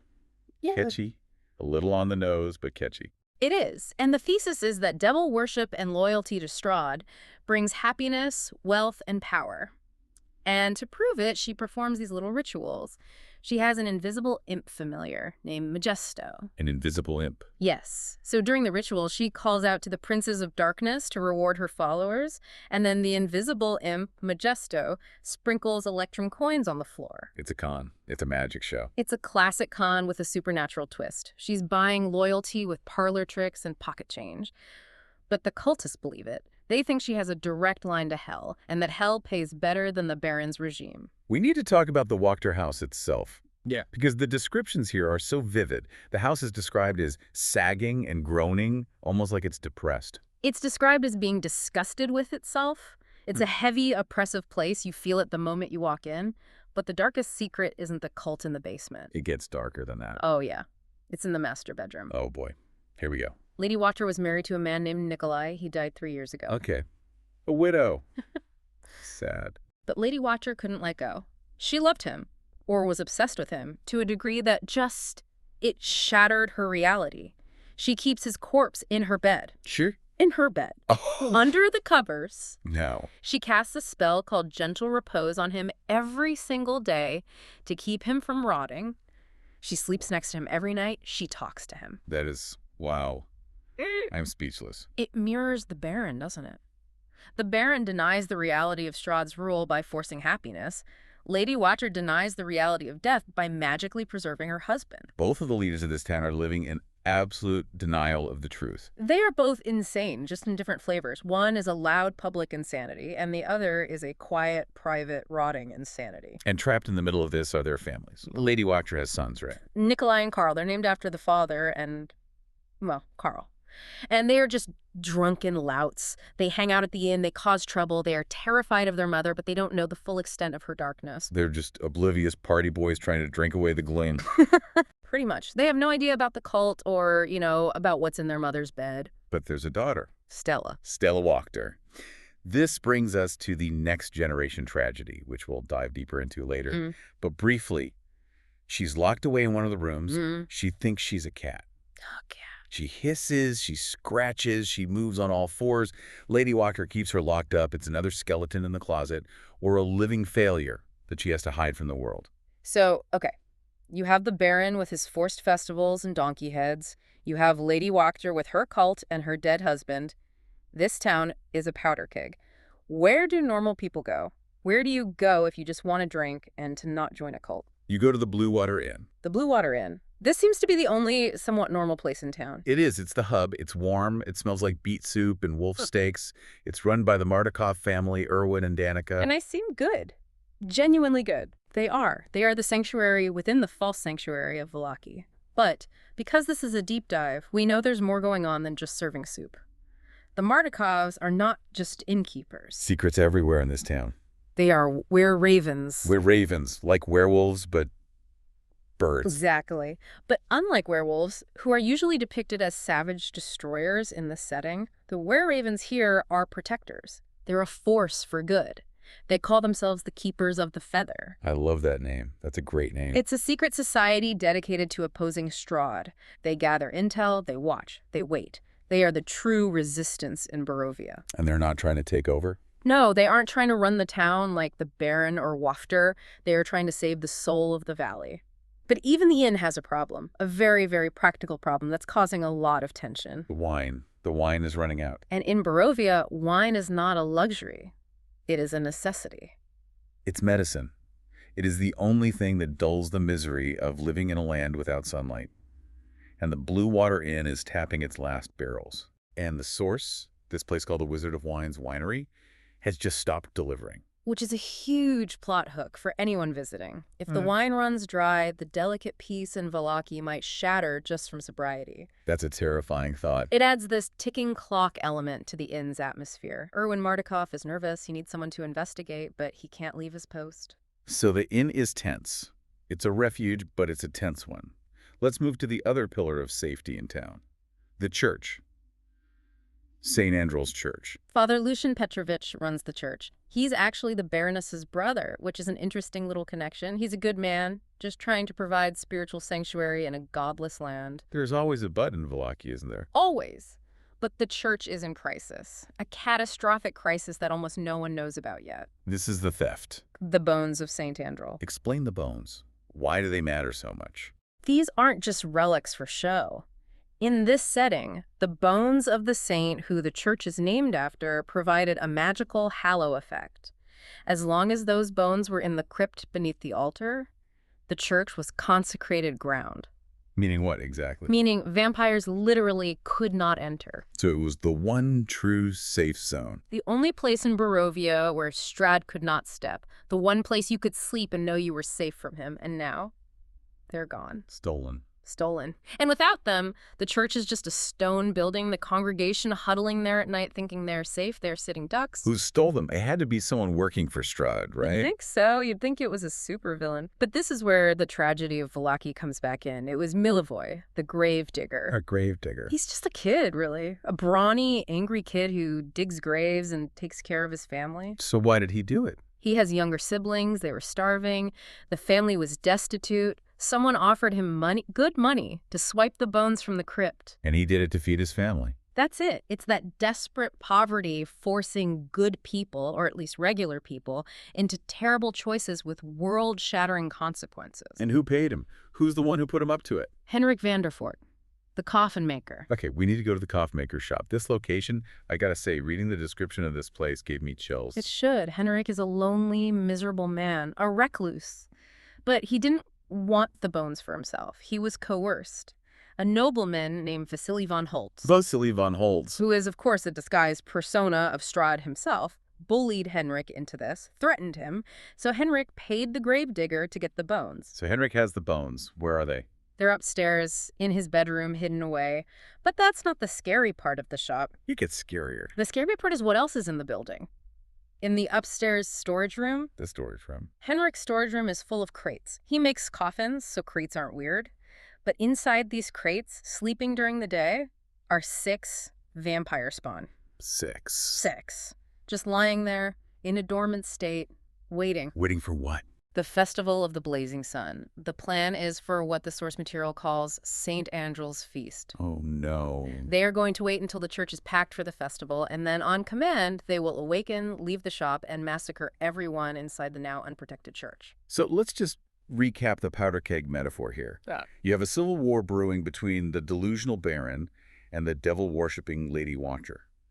You have a town on the verge of sobriety riots because the wine is gone. Mm-hmm. And you have a nest of vampires literally sleeping in boxes a few blocks away from the only sanctuary which has been stripped of its divine protection. It is a multifaceted, multi-level disaster waiting to happen, and any visitors to the town are walking right into the middle of it. But they aren't the only outsiders in town, are they? We have a few wild cards in play. Let's talk about the carnival ringmaster. Rictavio. Flamboyant, colorful, tells these crazy stories at the end. He seems like comic relief. He really does. He claims to be a ringmaster from a distant land. He's got a monkey piccolo. He's charming. But, as with everything in Vallaki, it's a mask. So who is he really? He is Rudolf van Richten, the legendary vampire hunter. The Van Helsing of this world. The one and only. He's old, he's tired, he's seen too much, but he's here to kill Strahd. He's in deep cover. And he brought a weapon. He did. But it's not a stake or a crossbow or holy water. It's in his carnival wagon, parked in the Erisek stockyard. It's a tiger. A saber-toothed tiger. Just in a wagon. In the middle of a quasi-European Gothic town. In a wagon. And wearing armor. Of course it is. Why wouldn't it be? But here's the moral ambiguity that makes this character so interesting. He hasn't trained the tiger to hunt vampires specifically. He's trained it to hunt Vistani. The traveling folk. Right. Van Richten believes that the Vistani are all spies for Strahd. He holds a deep personal grudge against them from his past. So he has a, for lack of a better term, a racist murder tiger parked in a wagon, waiting to be unleashed on a group of people he suspects of being evil. That is dark. It really complicates the hero narrative. Immensely. It shows that even the good guys in Barovia have been twisted by hate and paranoia. No one comes out of this place clean. Speaking of the Vistani, let's look at their camp. It's just outside the town walls.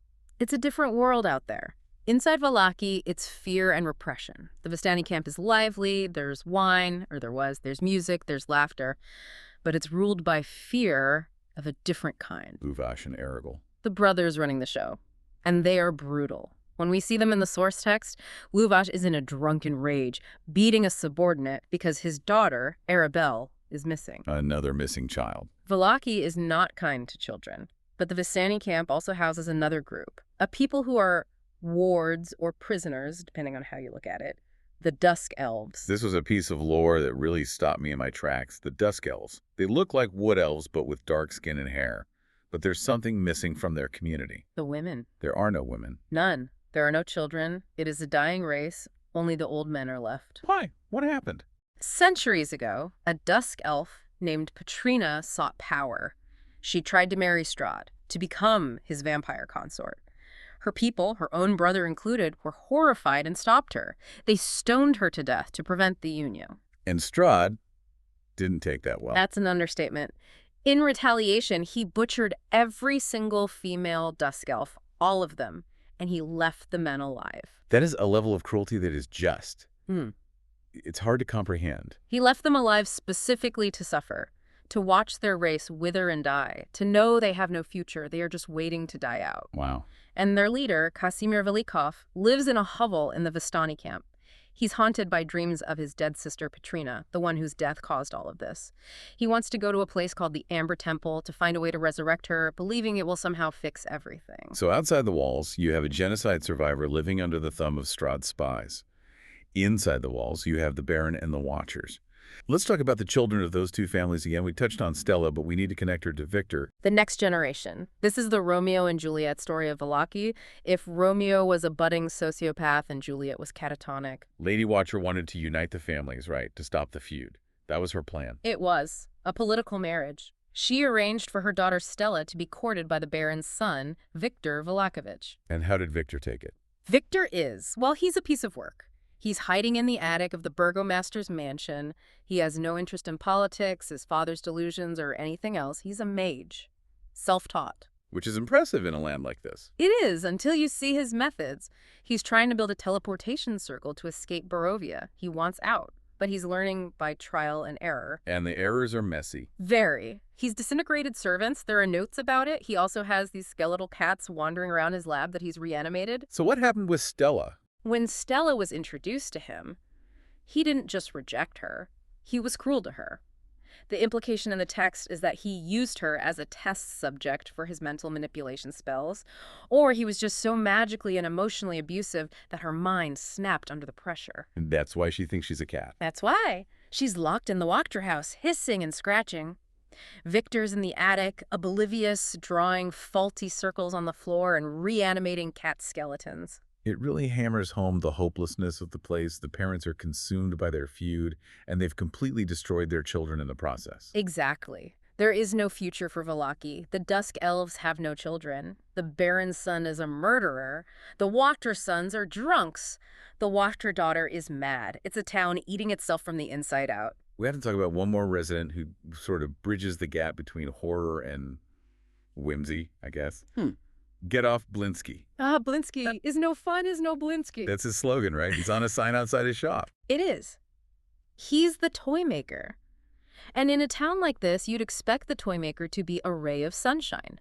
And he wants to be. He really, really does. He wants to make children happy. But there's always a but. But he lives in Barovia. His reference point for fun is just, it's skewed, it's broken. Describe the toys. A headless doll that comes with a little sack of spare heads with different expressions, a miniature gallows with a working trapdoor, a ventriloquist dummy that looks exactly like Strahd von Zarovich. Complete nightmare fuel. Total nightmare fuel.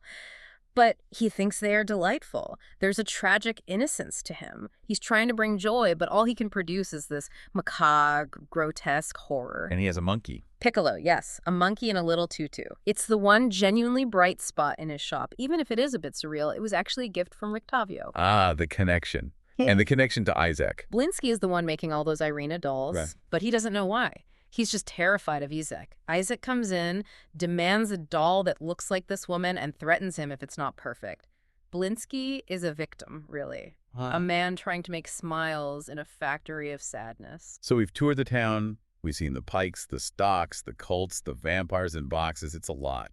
This place is just a stack of horrors. It is overwhelming. Every corner you turn, there's a new secret, a new danger. And I think that leads us to the big question. The provocative thought for our listeners. Right. We usually end with a takeaway, but today I want to leave you with a question that's kind of hidden in an object in the burgomaster's mansion.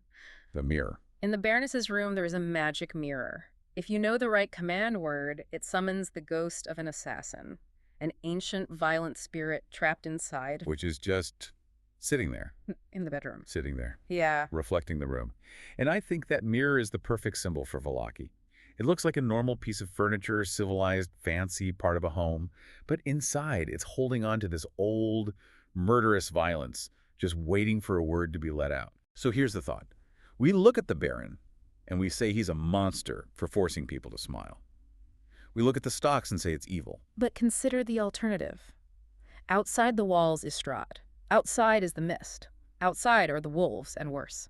The Baron genuinely believes that his forced happiness is the only shield they have. So the question is the illusion of safety, bought with the currency of forced smiles and plaster donkey heads, better than the honest terror of the vampire waiting outside? Or is the Baron actually the greater monster? Because Strahd is a predator. He is what he is. He doesn't pretend to be your friend. The Baron is a man destroying his own people from the inside, breaking their minds with the phrase, "all will be well," while a nest of vampires sleeps in crates right under his nose, ready to slaughter everyone. All will be well. It definitely won't be. That's it for this deep dive into Vallaki. Watch your step, keep smiling, or else, and we'll see you next time. Stay. Welcome back to the deep dive. We are looking at a stack of records today that really mess with the traditional fantasy alignment chart. Oh, absolutely. Usually, in these histories or folklore studies, you have the Castle Ravenloft darkness, Mhm. the big bad vampire on the hill, and then you have the plucky resistance, the light and the dark, the Right, heroes. the clear binary, good versus evil, light versus dark. It's comforting because you always know who to root for. Exactly. But the archival notes we have on the Valley of Barovia today, specifically regarding the Order of the Silver Dragon and the Abbey of St. Markovia, they paint a much messier, much more disturbing picture. Mhm. This isn't about light fighting darkness. This is about what happens when the light gets isolated, trapped, and then, well, it festers. Yeah. And eventually it goes mad. It's a study in corruption. And I don't mean that, I touched a cursed ring and now my hand is green kind of corruption. Yeah. This is institutional spiritual rot. We're looking at two specific locations, Argene Vostholt and Kresk, where the good guys, the entities that should be the saviors of the land, have become, well, arguably more terrifying than the vampire they're supposed to be fighting. That's the nugget that jumped out at me while reading through this source stack. I mean, in Argene Vostholt, you have a knighthood driven by a hate so pure, it actually refuses to let the villain die. It's unbelievable. And then in Kresk, you have a literal angel, a celestial being, who has decided that the path to salvation involves grave robbing, surgery, and blood stitching. It really challenges the definition of good in a setting like this. Is good just the opposite of Strahd, or does it require a moral compass? Because as we'll see, both the Silver Order and the Abbot have thrown the compass off the cliff a long, long time ago. So our mission today is to explore how obsession and isolation transform these noble legacies into living nightmares. We are going to look at the Order of the Silver Dragon and the Abbey of St. Markovia. Let's start by setting the scene, because the atmosphere in these documents is it's heavy. It is suffocating, truly. Picture this. You're climbing a mountain spur, overlooking the Svolach Woods. The air is thin, it's freezing, and the fog is so thick you can barely see your own boots. And then, looming out of the mist, is this. Sepulchral Mansion, Argene Vostholt. Sepulchral is the perfect word. The records describe it like the fossilized remains of a long-dead beast. It just sits there on the edge of a cliff. Yeah. It has these turrets capped with fairy tale cones, which sounds almost whimsical, but then you see that half the roof has collapsed. It's dark, it's silent, and it feels like it's waiting. Just waiting for something that is never, ever going to happen. And then miles away, on the western edge of the known world, you have Kresk, a village terrified of everything outside its walls, living under the gaze of a fortified abbey that sits on a cliff like a vulture. Both places are prisons, really. That's the core of it. Argene Vostholt is a prison of memory and hate. And Kresk and its abbey are a prison of fear and madness, and the people trapped inside, they aren't getting out. Let's start with that prison of memory. Argene Vostholt. The name alone sounds ancient. Argene Vost. Who was this guy? So, Lord Argene Vost, if you just look at the surface history of the public records from before the fall, he appears to be a wealthy nobleman. He came to the valley years before Strahd fully took control. He was extraordinarily wealthy, very charismatic, and he started attracting people to his cause. But he wasn't just, throwing parties or building a nice estate. He formed an order. The Order of the Silver Dragon. And these were valorous warriors, knights, champions of good who flocked to his banner. They weren't just a local militia or a town watch. This was an elite force. They built Argene Vostholt not just as a home, but as a fortress. A bastion. But there was a secret about Lord Argene Vost, a Yeah. pretty massive one. Yes, a huge one. The initiated, the inner circle, they knew the truth. Lord Argene Vost wasn't human. He was a silver dragon in disguise. A literal dragon, Just hanging out in the mansion pretending to be a human lord. exactly.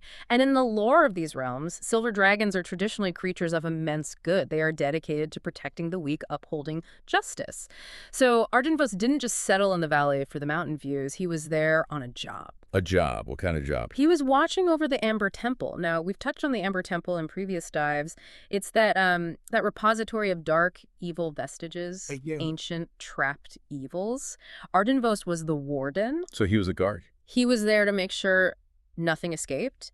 He built Argene Vostholt as a forward operating base for this holy mission. It was his watchtower. So you have a dragon in human form, leading an army of dedicated knights fighting against Strahd's encroaching armies. I mean, that sounds like an epic war. That sounds like the plot of a high fantasy novel where the good guys are supposed to win. It does. It really does. And for a while, they held the line. The Order of the Silver Dragon was a genuine match for Strahd's battle-weary soldiers.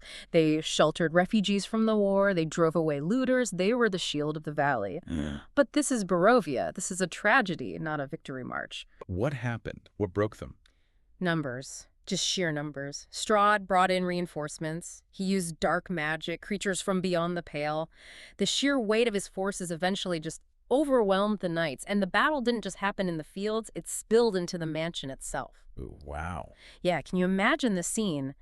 Knights in silver armor fighting desperate, bloody battles in the hallways, on the grand staircase, trying to protect their leader. It must have been a slaughter. It was a meat grinder. And the ultimate tragedy is, Argynvos, the dragon, was slain inside his own home, in the very foyer of the place he built to protect the land. And this is where the brutality of Strahd really shows up in the records. I mean, he didn't just kill Argynvos. He didn't just slay the beast and move on. No, he desecrated it. He had the dragon's corpse hacked to pieces, stripped to the bone. The records are grim. They say the meat was fed to wolves or just left to rot. And the skull. And he took the skull, this massive silver dragon skull, and had it hauled all the way back to Castle Ravenloft as a trophy. That is just, it's so visceral. Right. It's not just a defeat, it's a humiliation, it's a statement. It's saying, your protector is meat, and I own his head. Precisely. And that one act of desecration is the seed of the corruption we are talking about. Argynvos' halt didn't just become empty after that. It became haunted by the sheer weight of that failure and the disrespect shown to their leader. It stopped being a fortress of light and became a tomb of regret. Okay, so let's talk about the atmosphere there now, centuries later. Right. Because the accounts describe it as being frozen in time. It is. It absolutely is. When you approach the ruins today, the first thing you see is a statue of a dragon in the courtyard. It stands atop a granite block. Now, back in the glory days, this statue was a magical defense system. A trap. A trap, yeah. It would breathe a cone of magical cold to freeze intruders solid. And now It's just a fading echo. It radiates a cold aura. If you stand near it, you feel the chill of the grave, just a memory of the magic that used to be there. It's like a broken toy. and inside. It gets worse, I assume. It's just full of shadows. There is a description of the main foyer where a giant shadow, shaped like a dragon's wing, sweeps across the wall every few seconds. Is it a ghost? Or The records suggest it's an optical illusion, some trick of the light through the broken roof, or maybe a spiritual imprint. It's harmless, but it's terrifying. It feels like the house itself is remembering what it used to be. It really feels like you are walking inside the memory of a dead god. there are other strange things, too. The busts in the gallery. The ones that seem to watch you. Right. Another optical illusion, but a deeply unsettling one. Their stone eyes just seem to follow you as you walk past. The whole place is designed to make you feel like you are being judged by the past. There's one detail, though, that really stood out to me in the notes. Something that felt different from the rest of the cold, dead atmosphere. Oh. The living fire. Ah, yes. In the den. This is a fascinating anomaly. Really, it's key to the whole place. So you walk into this ransacked room. Furniture is smashed, tapestries are torn to shreds, and the fire in the hearth suddenly erupts. But it doesn't just burn like wood, it takes the shape of a small dragon. It does, and it speaks. It hisses in Draconic and Common. It talks about the lost light and the fallen knights. It says things like, "My knights have fallen into darkness. Save them if you can." I gave me chills reading that. It's Argynvos, isn't it? The last piece of him. It's the last vestige of his spirit. And notice the contrast here. The rest of the house is cold, dark, filled with shadows and undead. But this fire, it's warm, it's light, it's desperate. It's the dragon trying to reach out from beyond the grave to save his followers. Because his followers, they aren't resting in peace. They need saving. They absolutely do. And this brings us to the most tragic and perhaps the most dangerous figure in all of Argynvos, Vladimir Horngard. The leader of the order, the field marshal. Yes.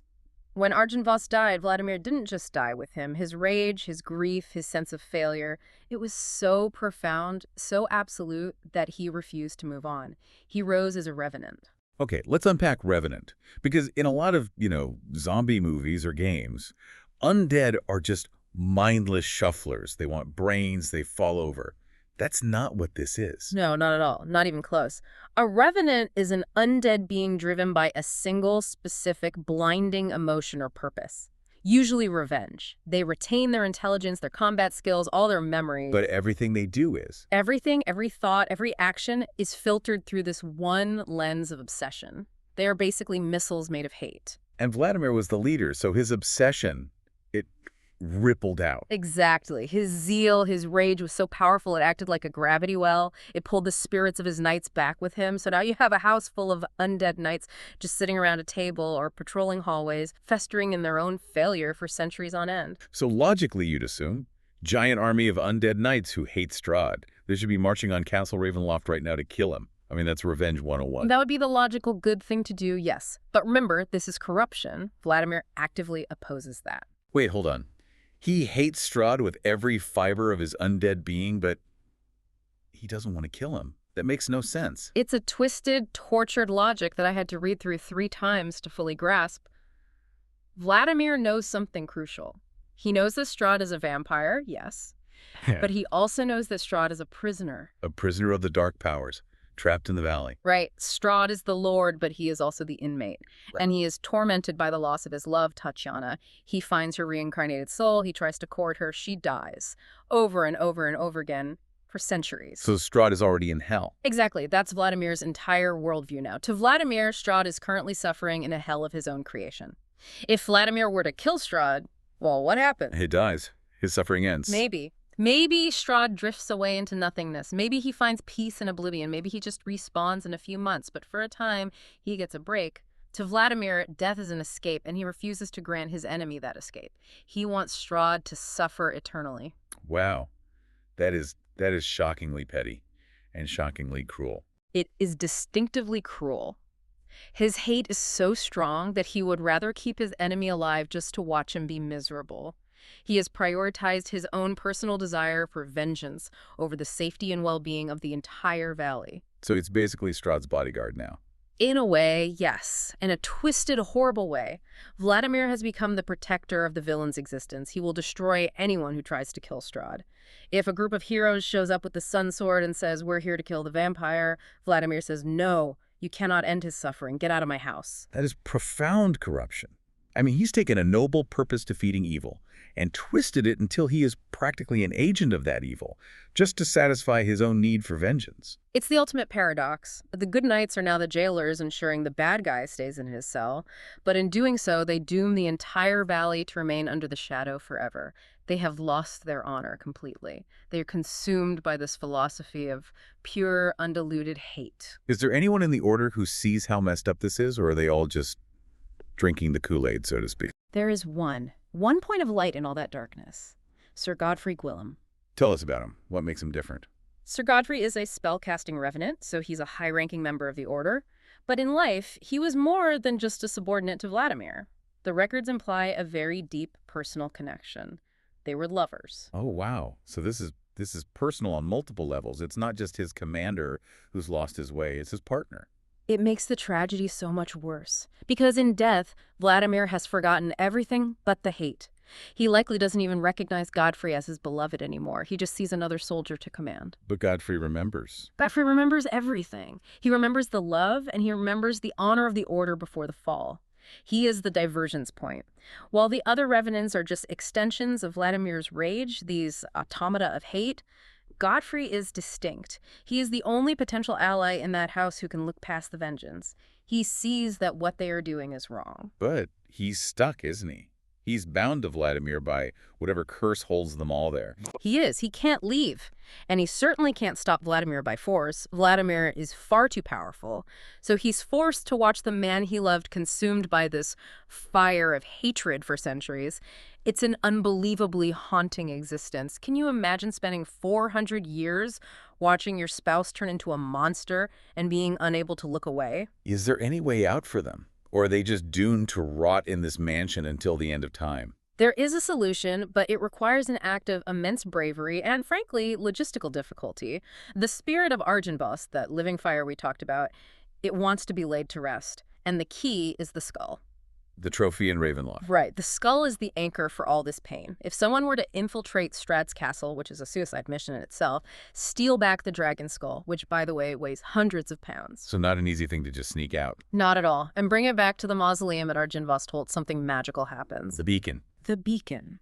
If the skull is returned to its rightful place, the spirit of the dragon ascends to the highest tower of the mansion, and it transforms into a literal beacon of light, a massive silver flare that cuts through the eternal fog of Barovia for miles around. That's such a powerful image. A lighthouse in a land of complete darkness. And it's not just light, it's clarity, it's truth. When that light washes over the revenants, it cuts through the fog of their hate. It reminds Vladimir of his nobility. It reminds him of who he was before the anger took over everything. So it doesn't kill them. It's not like sunlight to a vampire. No, it saves them. It allows them to let go. They finally see that their watch is ended, their duty is done, they can drop their swords, their spirits are cleansed, and they can finally pass into the afterlife. It's the only way to break the curse. That's beautiful in a really sad way. It basically says that the only cure for hate isn't more violence, it's remembering who you were before the hate started. Precisely. But until that happens, our Jane Vosthol is just a monument to how good intentions can go horribly, horribly wrong if you let bitterness take the wheel. It's a cold, frozen hell. Now, speaking of hells, let's travel west. Away from the woods, up the old Svalich road, deep into the mountains, we find a different kind of corruption. We find the village of Kresk. Kresk. Even the name sounds harsh, doesn't it? Sharp and cold. It's a hard place. Imagine a village surrounded by high walls, completely cut off. They don't let anyone in. If you show up at the gate, they tell you to go away or die. They're totally self-sufficient. They have chickens, beets, turnips, wood, but they are terrified. What are they terrified of? Everything. The wolves, Strahd, the outside world in general. But mostly, they are terrified of what looms above them. The Abbey of St. Markovia. We'll get to the Abbey in a second, but let's talk about the vibe in the village first. You mentioned they have beets and turnips, but there's one thing they don't have. And in this setting, it's a critical shortage. Wine. And in Barovia, wine isn't just a luxury, it's a necessity. It's the only thing that numbs the despair. It's their only escape. Exactly. It's the only thing that puts a barrier between your mind and the horror of living there. And Kresk is dry. Their deliveries from the Wizard of Wine's winery are long overdue. So you have a population that is cold, scared, and completely sober. That is a volatile combination. You can feel the tension in the air. The people are just huddled in their homes, burning pine cones for warmth, just waiting for the next bad thing to happen. And running this place is the burgomaster, Dmitry Kreskov. The records paint him as a man right on the edge. He is a man defined by loss. The Kreskov family is noble. They founded this village centuries ago. But Dmitry is the end of the line. He had children. All of them died. All of them. All of them. Illness, accidents, the land just taking them. The most recent was his son, Ilya, 14 years old. Died of an illness just days before our records pick up. And Ilya was the last hope for the bloodline. So Dmitry isn't just grieving his son, he's grieving the extinction of his entire family name. Right. He is exhausted. You can picture him, slumped shoulders, gray skin, eyes that have just run out of tears. He has nothing left. There is one spot of hope in Kresk, though, or at least something that looks like hope on the surface. The Blessed Pool. Yes, at the north end of the village, there is a gazebo, the Shrine of the White Sun, dedicated to the Morning Lord. And there is a pool of water there that defies the corruption of the land. It's clean, it's fresh, it never freezes over. And it plays a role in one of the most shocking events in the records involving Irina Kolyana. Now, for listeners who need a refresher, Irina is the woman Strahd is hunting. Right. Strahd believes she is the reincarnation of Tatiana, his lost love. But Tatiana was originally betrothed to Strahd's brother, Sergei, before Strahd murdered him. Old tragic soap opera, but with more murder. A lot more murder, yeah. Now, there is this specific narrative event in the notes. If Irina is brought to this pool in Kresk, something incredible happens. The spirit of Sergei, the murdered brother, appears in the water. The ghost of her true love. He calls to her. He says, "Tatiana, it has been so long." And for a moment, the memory of her past life floods back. She recognizes him. It's a reunion centuries in the making. She reaches for the water. It sounds like a happy ending. She finds her true love. She can finally escape the vampire. It would be. It absolutely would be. But remember where we are. Strahd is the land. He senses this happening. He feels the soul of Tatiana slipping away from his grasp, and his reaction is explosive. What does he do? Lightning strikes the pool, and not just a rumble of thunder, a targeted pinpoint strike of divine wrath from the Dark Lord himself. He destroys the sanctuary. He blasts the gazebo into splinters. He would rather destroy the only holy place left in Kresk than let Tatiana's soul escape him. So the message is clear. There is no escape. Not even in the holy water. Not even with a ghost. And that message reverberates up the cliffs to the abbey. It tells everyone very clearly, the gods can't help you here. I am the only power that matters. Which brings us to the Abbey of St. Markovia. This is where the real horror show begins. If Argynvostholt is a tragedy of the past, the Abbey is a tragedy of the present. A living, breathing nightmare. It was once a hospital, a convent, a place of healing. Now the locals call it a madhouse. And for good reason. Yeah. The sensory details here are pure nightmare fuel. You're standing in the village, looking up at this cliff, and you hear the tolling of the Abbey bell. But not at noon or 6.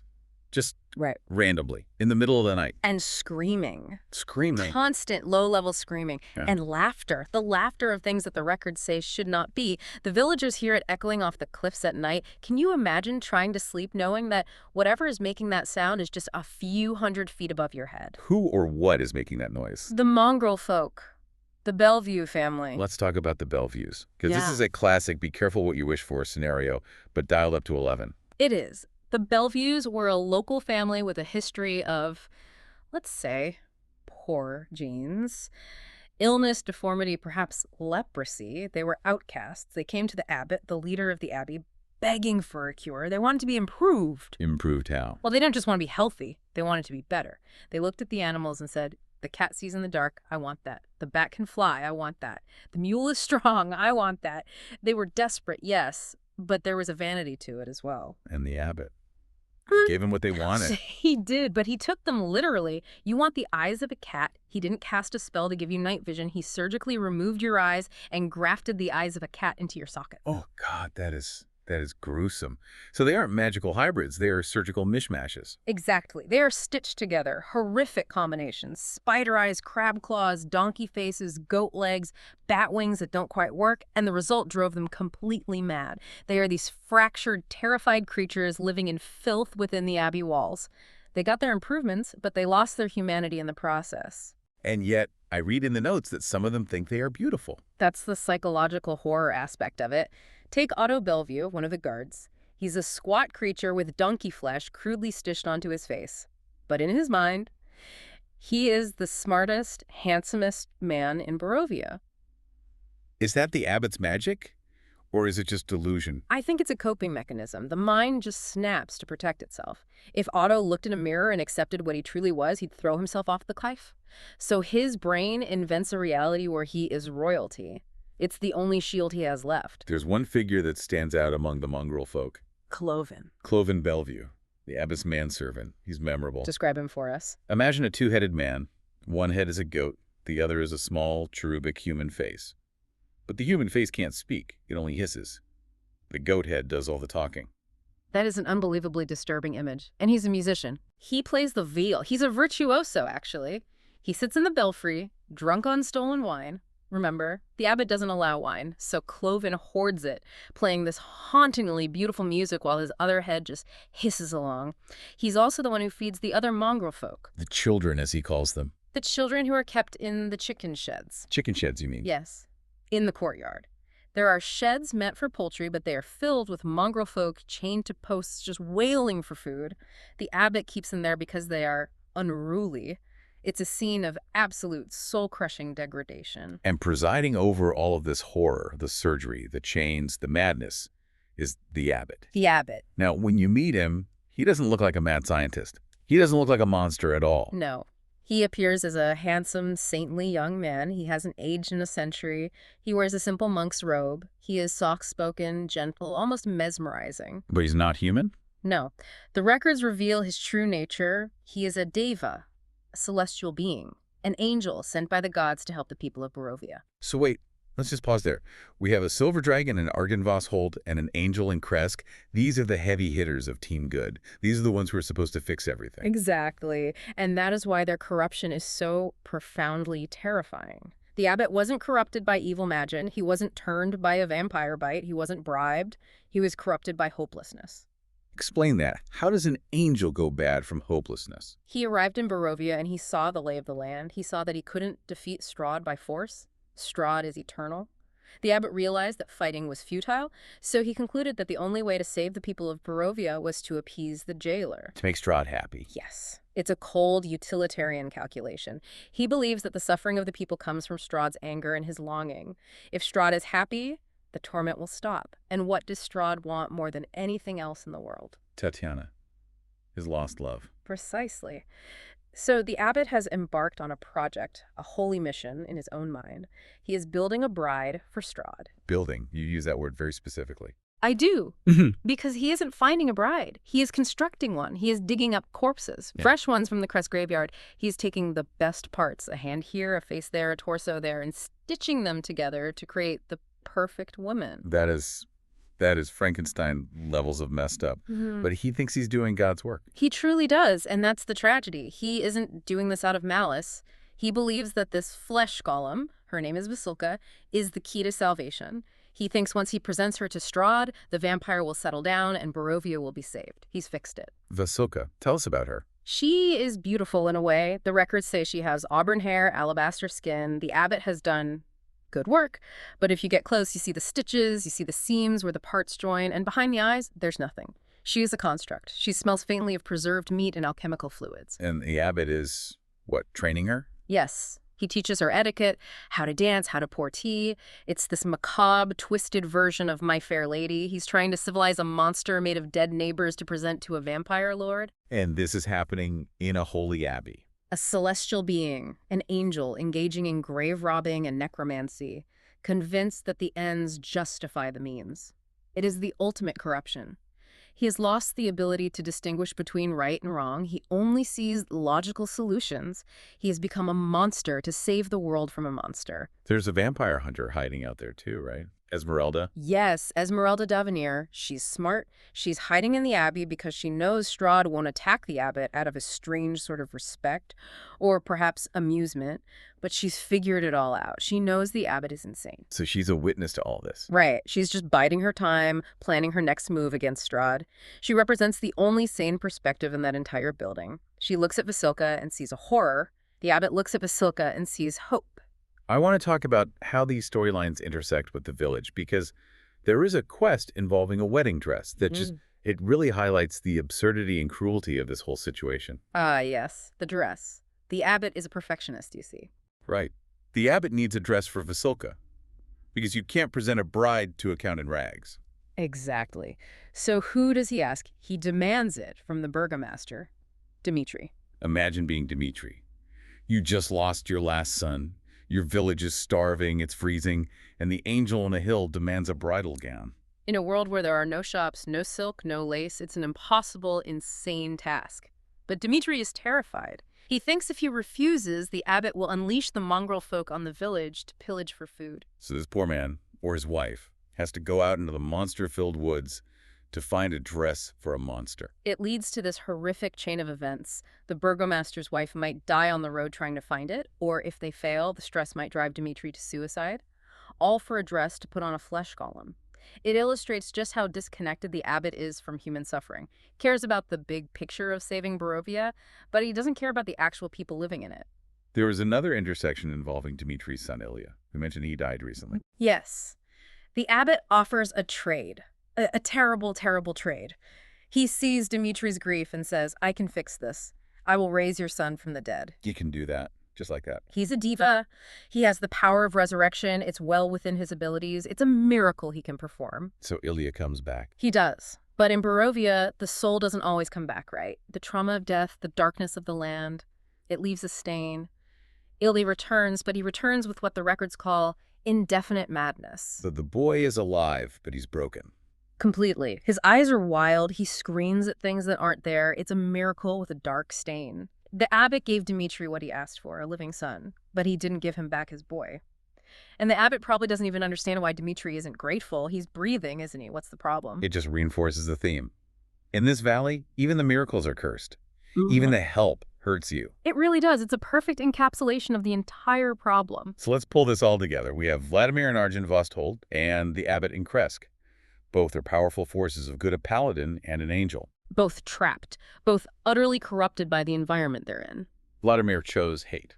He chose to freeze time. He chose to maintain the status quo. to lock the world in a cycle of suffering just to punish one man. He sacrificed his knighthood, his honor, and his love, all for revenge. And the abbot chose appeasement. He chose to compromise. He thought he could negotiate with evil. He thought he could fix a monster by giving it what it wants. And in doing so, he became a monster himself. He sacrificed his morality for what he saw as utility. It seems like neither approach works. Vladimir just adds to the misery. The abbot just adds to the horror. Exactly. Vladimir is stagnant and nothing changes because of him. The abbot is active, but his actions are grotesque and arguably make things worse. Neither of them are bringing light to the valley. They're just adding different shades of darkness.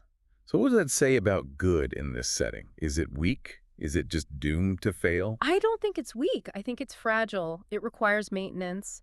And Vladimir and the abbot both made the same fundamental mistake. They isolated themselves. They stopped connecting with the world. Vladimir locked himself in a ruin with his ghosts. The abbot locked himself in an asylum with his creations. When you cut yourself off from humanity, from the very people you were supposed to save, you lose your way. You lose perspective. You start thinking that raising an army of hateful zombies or building a corpse bride are logical ideas. Precisely. You stop seeing people as people and start seeing them as symbols or tools or problems to be solved. Oh. The tragedy of Arjan Vostholt and Kresk is that these were the places that should have been the sanctuaries. They should have been the safe havens. Instead, they are the places where you are most likely to lose your mind or your soul. It's a sobering thought. We usually look for the light to guide us, but in Barovia, the light might just be a lure for something worse. Or a beacon that has been twisted to signal the wrong message entirely. Here's a final thought for you to chew on. We talked about how the abbot was driven mad by the hopelessness of the land. And we talked about how the revenants are driven by the hopelessness of their defeat. In a world where the dead don't rest and angels dig up graves, is hope actually the most dangerous thing of all? That is a terrifying question. I mean, it was hope that drove the abbot mad, the hope of a cure. It was the loss of hope that drove the revenants. Maybe in Barovia, the only way to survive is to abandon hope entirely, to just accept the dark. Or perhaps true hope isn't about grand cures or eternal vengeance. Maybe it's just about planting a turnip or holding the line for one more day or playing a viol in a bell tower even if you have two heads. Maybe the small hopes are the only ones that don't corrupt you. Deep stuff. We will leave you with that. Until the next deep dive, keep your torches lit. You're going to need them. Welcome back to the deep dive. You know, usually when we talk about travel, we're looking at tropical getaways or maybe a nice European backpacking trip. But today we are looking at a travel guide for a place that seems, actively designed to ensure you never, ever come back. It is certainly not a place you'd find on a standard vacation brochure. No, definitely not. We are returning to the Valley of Barovia.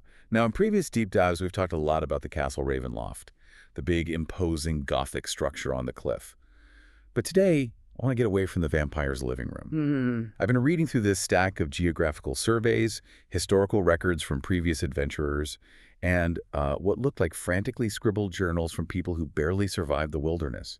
And the picture they paint is that the castle might actually be the safest place in the valley. Which is a terrifying thought, considering what lives in the castle. Yeah. But you are absolutely right. The source material we have today shifts the focus from the political center of Strahd's rule to wild, untamed edges of his domain. We're looking at the ecology of misery. The ecology of misery. I like that. It's fitting, because when you look at these maps, specifically the areas south of the castle, you realize that the land itself is a weapon. We aren't just talking about wolves in the woods. We are talking about mountains that freeze you to death, swamps that drown entire histories, and temples that literally corrupt your soul. That is the mission for today. We need to understand how the geography of Barovia enforces the curse. We're going to look at the old world of the valley, the places that existed before Strahd became a vampire, and the places that birthed the horror we see today. So what's the roadmap? We're going to trace a path from the freezing heights of Selenka Pass to the Forbidden Amber Temple, down into the flooded tragedy of Berez, across to the lifeline of the Wizard of Wines, and finally, we'll bunker down in Van Richten's tower. It's a road trip through hell. So pack your winter coats, because we are starting at the top. The Selenka Pass. I'm looking at this survey map of the Balanak Mountains, and there is this one spindly line winding up the side of Mount Gakis. It looks treacherous. Treacherous is an understatement. Selenka Pass is the gauntlet. Historically, this pass was the primary trade route through the mountains centuries ago, before the mists closed in. Now, it is a filter. It is a physical test designed to weed out the weak before they can reach the secrets hidden in the peaks. The notes describe the conditions here as extreme. We aren't just talking about a chilly breeze. We are talking about wind that cuts through armor and temperatures that drop so low your breath freezes in your lungs. Precisely. The source text mentions that without specialized cold weather gear, a traveler simply cannot survive the ascent. The exhaustion sets in within the hour. The hypothermia follows shortly after. It's a reminder that Barovia is a closed system, but it's also a hostile ecosystem. The mountain doesn't care who you are. It just wants you dead. And if the cold doesn't get you, the architecture might. Let's talk about the gatehouse. This isn't just a toll booth. No. It is a fortification. Imagine a sheer cliff face on one side, Mount Gokis rising thousands of feet up, and a drop into nothingness on the other. Spanning this narrow, icy road is a 30-foot-high wall of black stone. It's oppressive. It shuts out the sky. And it's topped with statues. I'm looking at a sketch from one of the travelogues here. These don't look like your standard gargoyles. They look wet, bird-like. Those are Vroks, demonic vultures from the abyss. See, that's where I get confused. Why are there demons on a wall in a vampire's domain? I thought vampires were undead. That is a brilliant question, and it speaks to the age of this place. These statues and the wall itself likely predate Strahd's full control, or were placed there as part of the darker pacts he made. So they're not just decorative. Oh, not at all. They are statues, yes, but the accounts are very specific. If you try to cross the wall without permission, if you try to fly over it or climb it, the stone cracks, the statues animate. So they're sleeper agents. Exactly. They are an active defense system. And they are chaotic, screeching horrors. It creates this jarring contrast. The silent white snow, and then suddenly the screech of a demon vulture tearing itself out of stone. But the thing that really caught my eye in the description of the gatehouse is the green fire. There's a portcullis, a big iron gate, but behind it, blocking the road, is a curtain of green flames. A magical barrier. This is fascinating because it implies intent. Someone wants to keep people out of the Amber Temple, or perhaps keep something in. It's not normal fire. No. The fire isn't just heat, it's necrotic and magical energy. The records state that unless you have a specific way to dispel magic, walking through that fire is essentially suicide. It burns the body and the spirit. It's a "you must be this powerful to ride" sign, but for wizards. Essentially, it filters out the common rabble. Only those with significant power or knowledge can even pass the threshold. And watching over this green fire is a guard tower. I imagine the view is spectacular, but the guards, they aren't exactly vigilant. Well, they have been dead for a few centuries. The tower is manned by skeletons. They are slumped in the corners, frozen in their rusted armor. It creates a very somber atmosphere. You are walking through a graveyard that is still pretending to be a military outpost. But the roof of the tower, that's where the real horror story is. The notes mention snow maidens. That sounds almost pleasant, like a fairy tale. It is a fairy tale, but a Grimm's fairy tale. The snow maidens are spirits of the wind and ice. They aren't undead in the traditional sense. They are elemental. They manifest from the swirling snow on the tower's rooftop. And they are guarding something. They claim the treasure of the tower is theirs. Now, the source material is vague on what the treasure actually is. Sometimes it's gold, sometimes it's magic, but the behavior of the spirits is consistent. They are possessive. So what do? They are beautiful, pale figures that drift in the blizzard, but their touch is absolute zero. They drain the heat right out of a living body. It's a siren trap. You see something shimmering on the roof, you climb up and you freeze. It adds to the loneliness of the past. Even the ghosts here are made of ice. Okay, so let's say you get past the demon vultures, you get past the green fire, you dodge the snow ladies, you keep walking up this gravel road higher and higher, and then you hit the bridge. The Selenka Pass Bridge. This is an engineering marvel and a psychological nightmare. It spans the Luna River Gorge. We are talking about a 500-foot drop. I get vertigo just reading the description. It's slick with ice, the wind is howling, and there are no guardrails. And this is where Strahd plays his game. The bridge is a choke point. And travelers consistently report a specific phenomenon here. As they start to cross, they see something on the other side. The rider. A figure in a black cloak, mounted on a charcoal-colored horse with fiery eyes, stands there, blocking the path. Is it Strahd? It looks like him. It feels like him. But if you read the accounts of those who dared to approach, it doesn't attack. It doesn't speak, it just watches. That is so much worse than fighting. It is. It's a manifestation of his will. It's a psychological barrier. He is saying, I see you, I know where you are going, turn back. And if you don't turn back, if you walk right up to it, it vanishes like smoke in a gale. It's an illusion. But think about the courage required to walk toward a vampire lord on an icy bridge over a 500-foot drop. It's a test of nerve. it's a vibe check. He's testing to see if you are worthy of the Amber Temple. Exactly. If you run, you weren't ready. If you push through, you've passed the first test. But the bridge has other dangers. We have to talk about the local wildlife, specifically the goat, Ah, Singzor. Bloodhorn. I love that the locals have named a goat. It gives it this legendary status. In a way, Singzor is the king of the mountain. He isn't just a beast, he's a monstrosity. A giant mountain goat, standing 9 feet tall at the shoulder, with fur matted with dried blood. 9 feet tall. That's a dinosaur, not a goat. He is massive, and he's intelligent. He doesn't just graze, he hunts. The surveys note that he waits for travelers to be on the narrowest, most precarious ledges, like the bridge, and then he charges. He uses the terrain to murder you. But there's a cultural element here too, right? Yeah. The mountain folk, the berserkers, they respect this goat. They do. In the brutal culture of the Balanok Mountains, strength is the only currency. Sengzor is the strongest thing on 4 legs.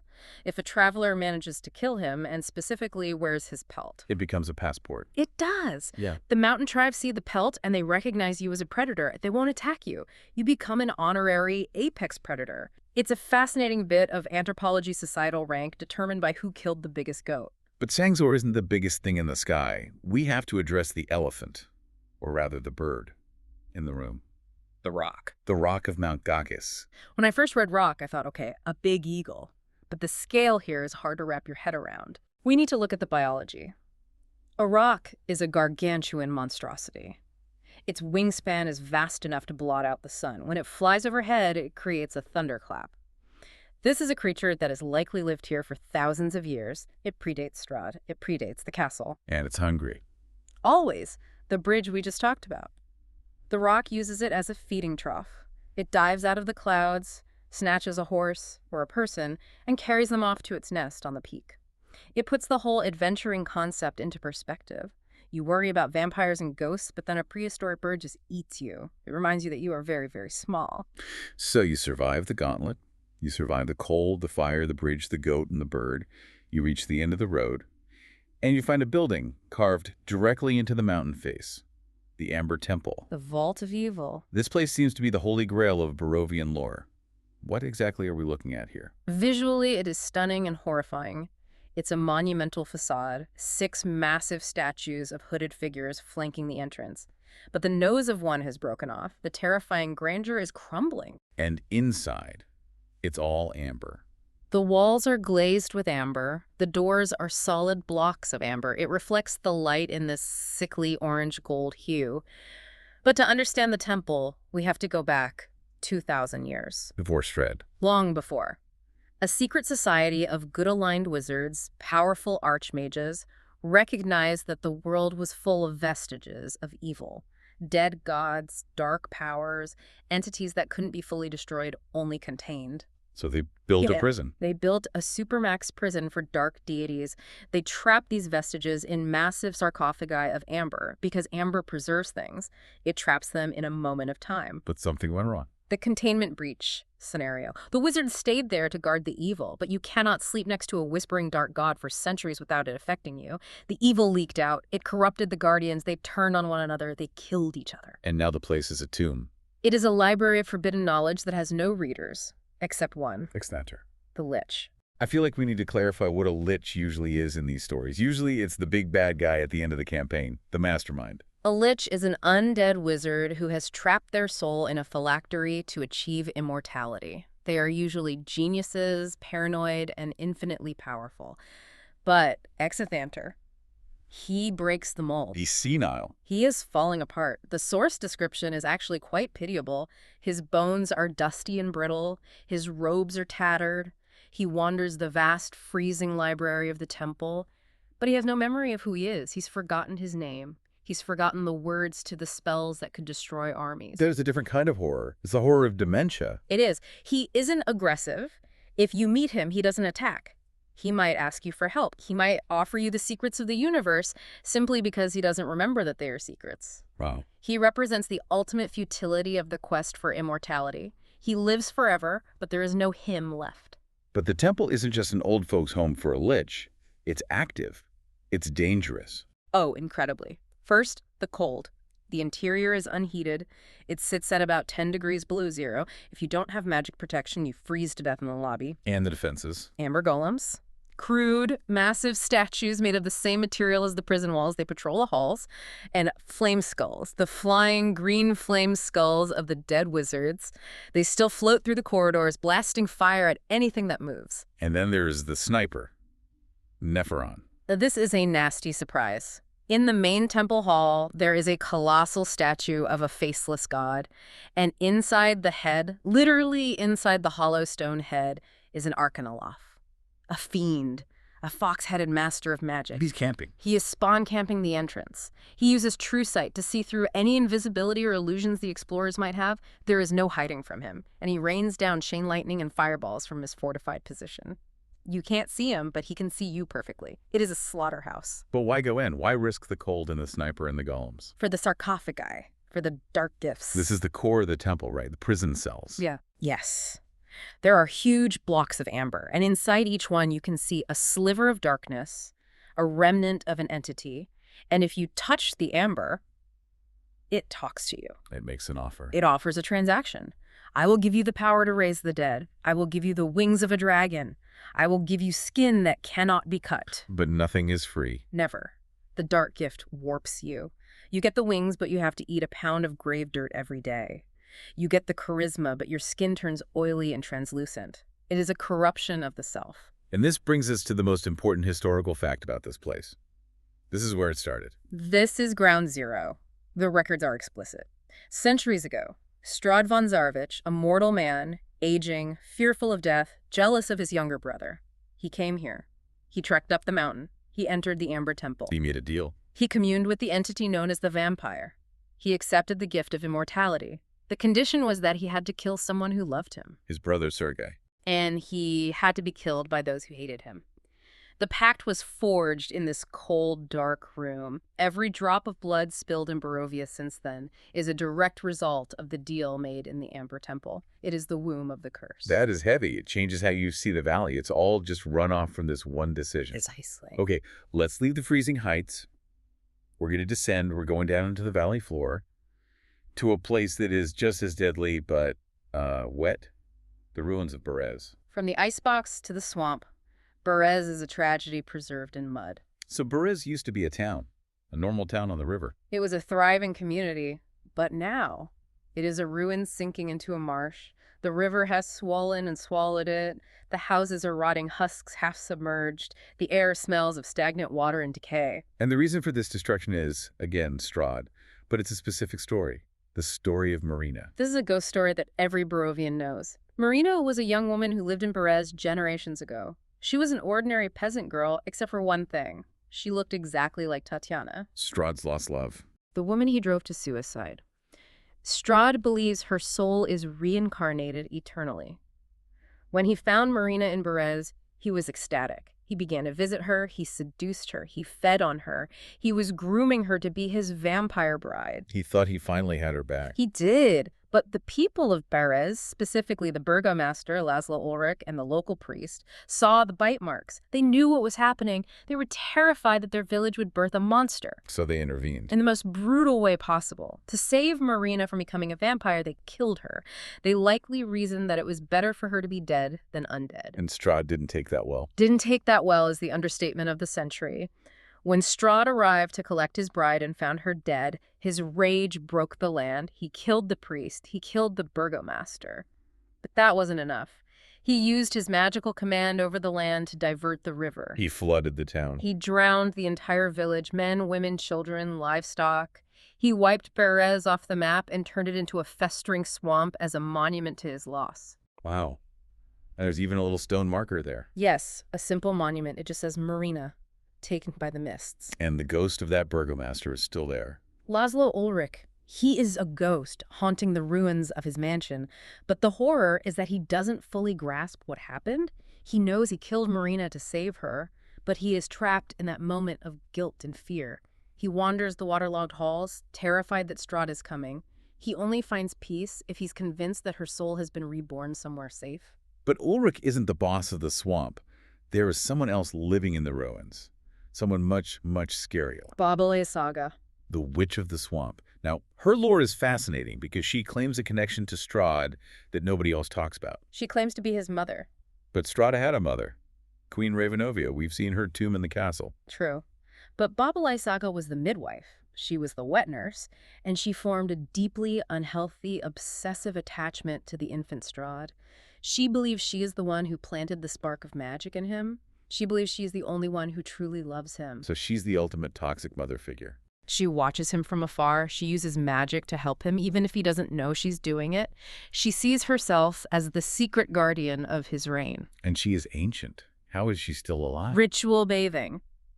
And this is where the deep dive gets gross. The notes describe her bathing in the blood of beasts, specifically goats, on the night of the new moon. It halts her aging. She is centuries old, wrinkled, and twisted, but she is physically robust because of this blood magic. And she doesn't live in a house. She lives in a thing. The creeping hut. I've seen the illustrations. It's a wooden hut, but it has legs. Giant, gnarled root legs. It's a construct. It is a massive animated object. It can walk through the swamp, it can stomp on enemies, it can pull its roots out of the mud and charge. But here's the crucial connection. The hut needs an engine. It needs a power source. Yes, and this links Berez to our next location. Embedded in the floorboards of the hut, pulsating with green light, is a magic gem. A stolen gem. A gem that was stolen from the Wizard of Wine's winery. Babele Saga took it to give life to her hut. So the witch's tank is powered by the winemaker's battery. That is a perfect transition. Let's head west. Let's go to the only place in Barovia that brings people joy. The Wizard of Wines. The lifeline of the valley. I feel like lifeline is not an exaggeration. In a world without sunlight where everyone is depressed, wine is a utility. It is a necessity. The water in Barovia is often unsafe or stagnant, but more than that, the wine is a chemical escape. The Martikov family, who owns the winery, supplies the wine to the taverns in Valaki and the village of Barovia for free. For free? That's a terrible business model. It's a humanitarian mission. The Martikovs know that if the wine stops flowing, the population will break. The despair will finally win. The wine is the only thing keeping the societal collapse at bay. But the winery is a magical anomaly. How do they grow grapes without sun? The gems. The lore states that centuries ago, 3 magical seeds, glowing gems the size of pine cones, were planted in the vineyard soil. These gems radiated life magic. They allowed the vines to flourish in the gray gloom. But now we have a crisis. A total system failure. All 3 gems are gone. Okay, let's track them. Where's number 1? One was lost 10 years ago. Davian Martikov, the patriarch, blames his son Erwin for this loss. They haven't spoken since. That gem is still missing. The second one. Stolen by Babele Saga for her hut, as we just saw. And the third one. This is the current crisis. The 3rd gem was just stolen by the druids. Now, when I hear druid, I think of tree huggers, guardians of nature. But the druids of Barovia are different. They are anti-druids. They worship Strahd as the land. Since Strahd controls the weather and the beasts, they see him as nature incarnate. They are wild, savage folk who want to destroy civilization and return the valley to a primal state. And they are sieging the winery. They have overrun it. They are poisoning the fermentation vats. They are smashing the barrels. It is an act of terrorism against the people's morale. And the blights, what are those? They are plant monsters, twig blights, needle blights. They are animated bundles of wood and thorns that scuttle around like insects. The druids summon them. The winery is crawling with them. But the Martikovs, they aren't just helpless farmers, are they? There is a big secret here. There is. The Martikov family are were-ravens. The keepers of the feather. Yes. In most folklore, lycanthropes, werewolves, are evil. But in Barovia, the were-ravens are neutral good. They are the resistance. So the winery is the Batcave. It is their headquarters. They use their raven forms to fly across the valley, spy on Strahd, and carry messages. They are the intelligence network of the good guys. If the winery falls, the resistance goes blind. And the druids have a plan for that 3rd gem. They aren't just keeping it. They took it to Yester Hill. A hill of ancient cairns. They are using the gem to perform a ritual. They are singing to a massive dead tree. Winter Splinter. A tree blight, a kaiju made of rotting wood. Their plan is to animate this massive tree monster and march it down the hill to smash the winery into splinters. So the stakes are incredibly high. It's not just about vintage Pinot Noir. It's about the survival of the resistance and the sanity of the populace. Exactly. The winery is the linchpin. Okay, we have one last stop on this tour. We've done the mountains, the swamp, and the vineyards. Now we are going to the lake. To a solitary structure standing on a small island. Van Richten's Tower. Also known as Kazan's Tower, it has a long history. Who was Kazan? Another lich. It seems to be a popular career path here. Kazan built the tower, then eventually went to the Amber Temple and tried to complete his transformation, but something went wrong. He destroyed himself. The tower sat empty for ages until Rudolf van Richten moved in. The legendary vampire hunter. The Van Helsing of this world. He came to Barovia to kill Strahd. He needed a base that was secure, and because he is a genius and incredibly paranoid, he rigged this tower up like a puzzle box. Let's talk about the front door, because you can't just knock. No, there's a smooth iron door, no handle, no keyhole, just a series of embossed stick figures. Stick figures. Like a diagram. They show a little person holding their arms in different positions, up, down, to the side. It's a dance chart. It is somatic instruction. To open the door, you have to stand in front of it and physically perform the gestures in the correct order. You have to do the YMCA to get into the Wizard Tower. Essentially, yes. It is ridiculous, but it is effective. Because if you mess up the dance, if you get the sequence wrong, What happens? the door doesn't just stay locked. It summons a young blue dragon. A dragon. Magically constructed, but very real in terms of damage. It appears out of thin air and blasts you with lightning. That seems like overkill for a wrong password. That is Van Richten. He doesn't do warnings, he does consequences. And the tower has another defense, the anti-magic field. This is its greatest asset. The stonework of the tower generates a field that suppresses all magic. No spells work inside, no magic items function. Which means Strahd can't see inside. Exactly. Strahd relies on scrying magical spying. The tower is a blind spot on his radar. It is the only place where you can have a private conversation in the entire valley. Unless you touch the wagon outside. Ah, yes. Esmeralda's wagon. Esmeralda is Van Richten's student. She came looking for him. She parked her Vistani wagon on the causeway. And it's booby-trapped. Heavily. There is a sign that says, "Keep out." If you open the door without disabling the mechanism, a wire pulls the stopper on 100 flasks of alchemist's fire. The whole thing goes up. It creates an explosion with a massive radius. It vaporizes the wagon and anyone standing near it. Again, the theme here is, do not touch things that don't belong to you. Inside the tower, it's a bit of a detective's lab. Yeah. There's an elevator and a severed head in a chest. The elevator is operated by clay golems and chains, which is quite clever. And yes, the head of Jan. He was a Vistana who Van Richten suspected of being a spy for Strahd. Van Richten killed him, then cut off his head and preserved it in oils. Why? So he could take it out of the anti-magic field and cast Speak with Dead on it. He interrogates the head for information. That is morally gray. It shows who Van Richten is. He is a hero, but he is ruthless. He will desecrate a corpse if it gives him an edge against the vampire. And the tower is currently under siege, too, by werewolves. Kirill Stoyanovich and his pack. They know someone is in the tower. They can smell the living. They're circling the lake. They're wary of the magic, but they are waiting for the occupants to make a mistake. It's a standoff. The cold logic of the tower versus the savage hunger of the wild. So we've looked at the pass, the temple, the swamp, the winery, and the tower. Yeah. It's a lot to take in. But when you step back, what does this map tell us? It tells us that Barovia is a system. It's an ecosystem of despair. Also, Look at the connections. The gems from the winery are the lifeblood. One feeds the people through wine. right. One feeds the monster, the creeping hut. Yeah. And one feeds the destruction, winter splinter. It's all interconnected. And the Amber Temple is the origin. It's the source of the infection. Strahd is just the symptom. The temple is the disease. Berez shows the cost of the disease total ruin. And the tower shows the extreme paranoid lengths you have to go to just to survive it. It raises a big question for anyone trying to save this place. It does. Is saving Barovia about killing Strahd? Because if you kill him, but you leave the temple active, and the gems missing, and the land broken, Does it really matter? The rot is in the soil. Exactly. To truly save this valley, you have to do more than drive a stake through a heart. You have to heal the land. You have to shut down the temple. You have to retrieve the gems. You have to lay the ghosts of Berez to rest. It's a daunting checklist, but man, what a setting. It is a masterpiece of environmental storytelling. Well, on that cheerful note, we're going to wrap up. Stay warm, avoid the green fire, don't bathe in goat blood, and please practice your dance moves before you visit the wizard. Sound advice. Thanks for joining us on The Deep Dive. We'll see you next time. Imagine a place where the sun never truly rises. I don't mean it's, cloudy or it's raining. Right, it's not a weather pattern. No, exactly. It's like the sun literally does not have the permission to shine. It's just like big grays. Yeah. You look up and there's this oppressive, heavy ceiling of cloud that feels like it's physically pushing you down. Compressing the air. Yeah, compressing the air in your lungs.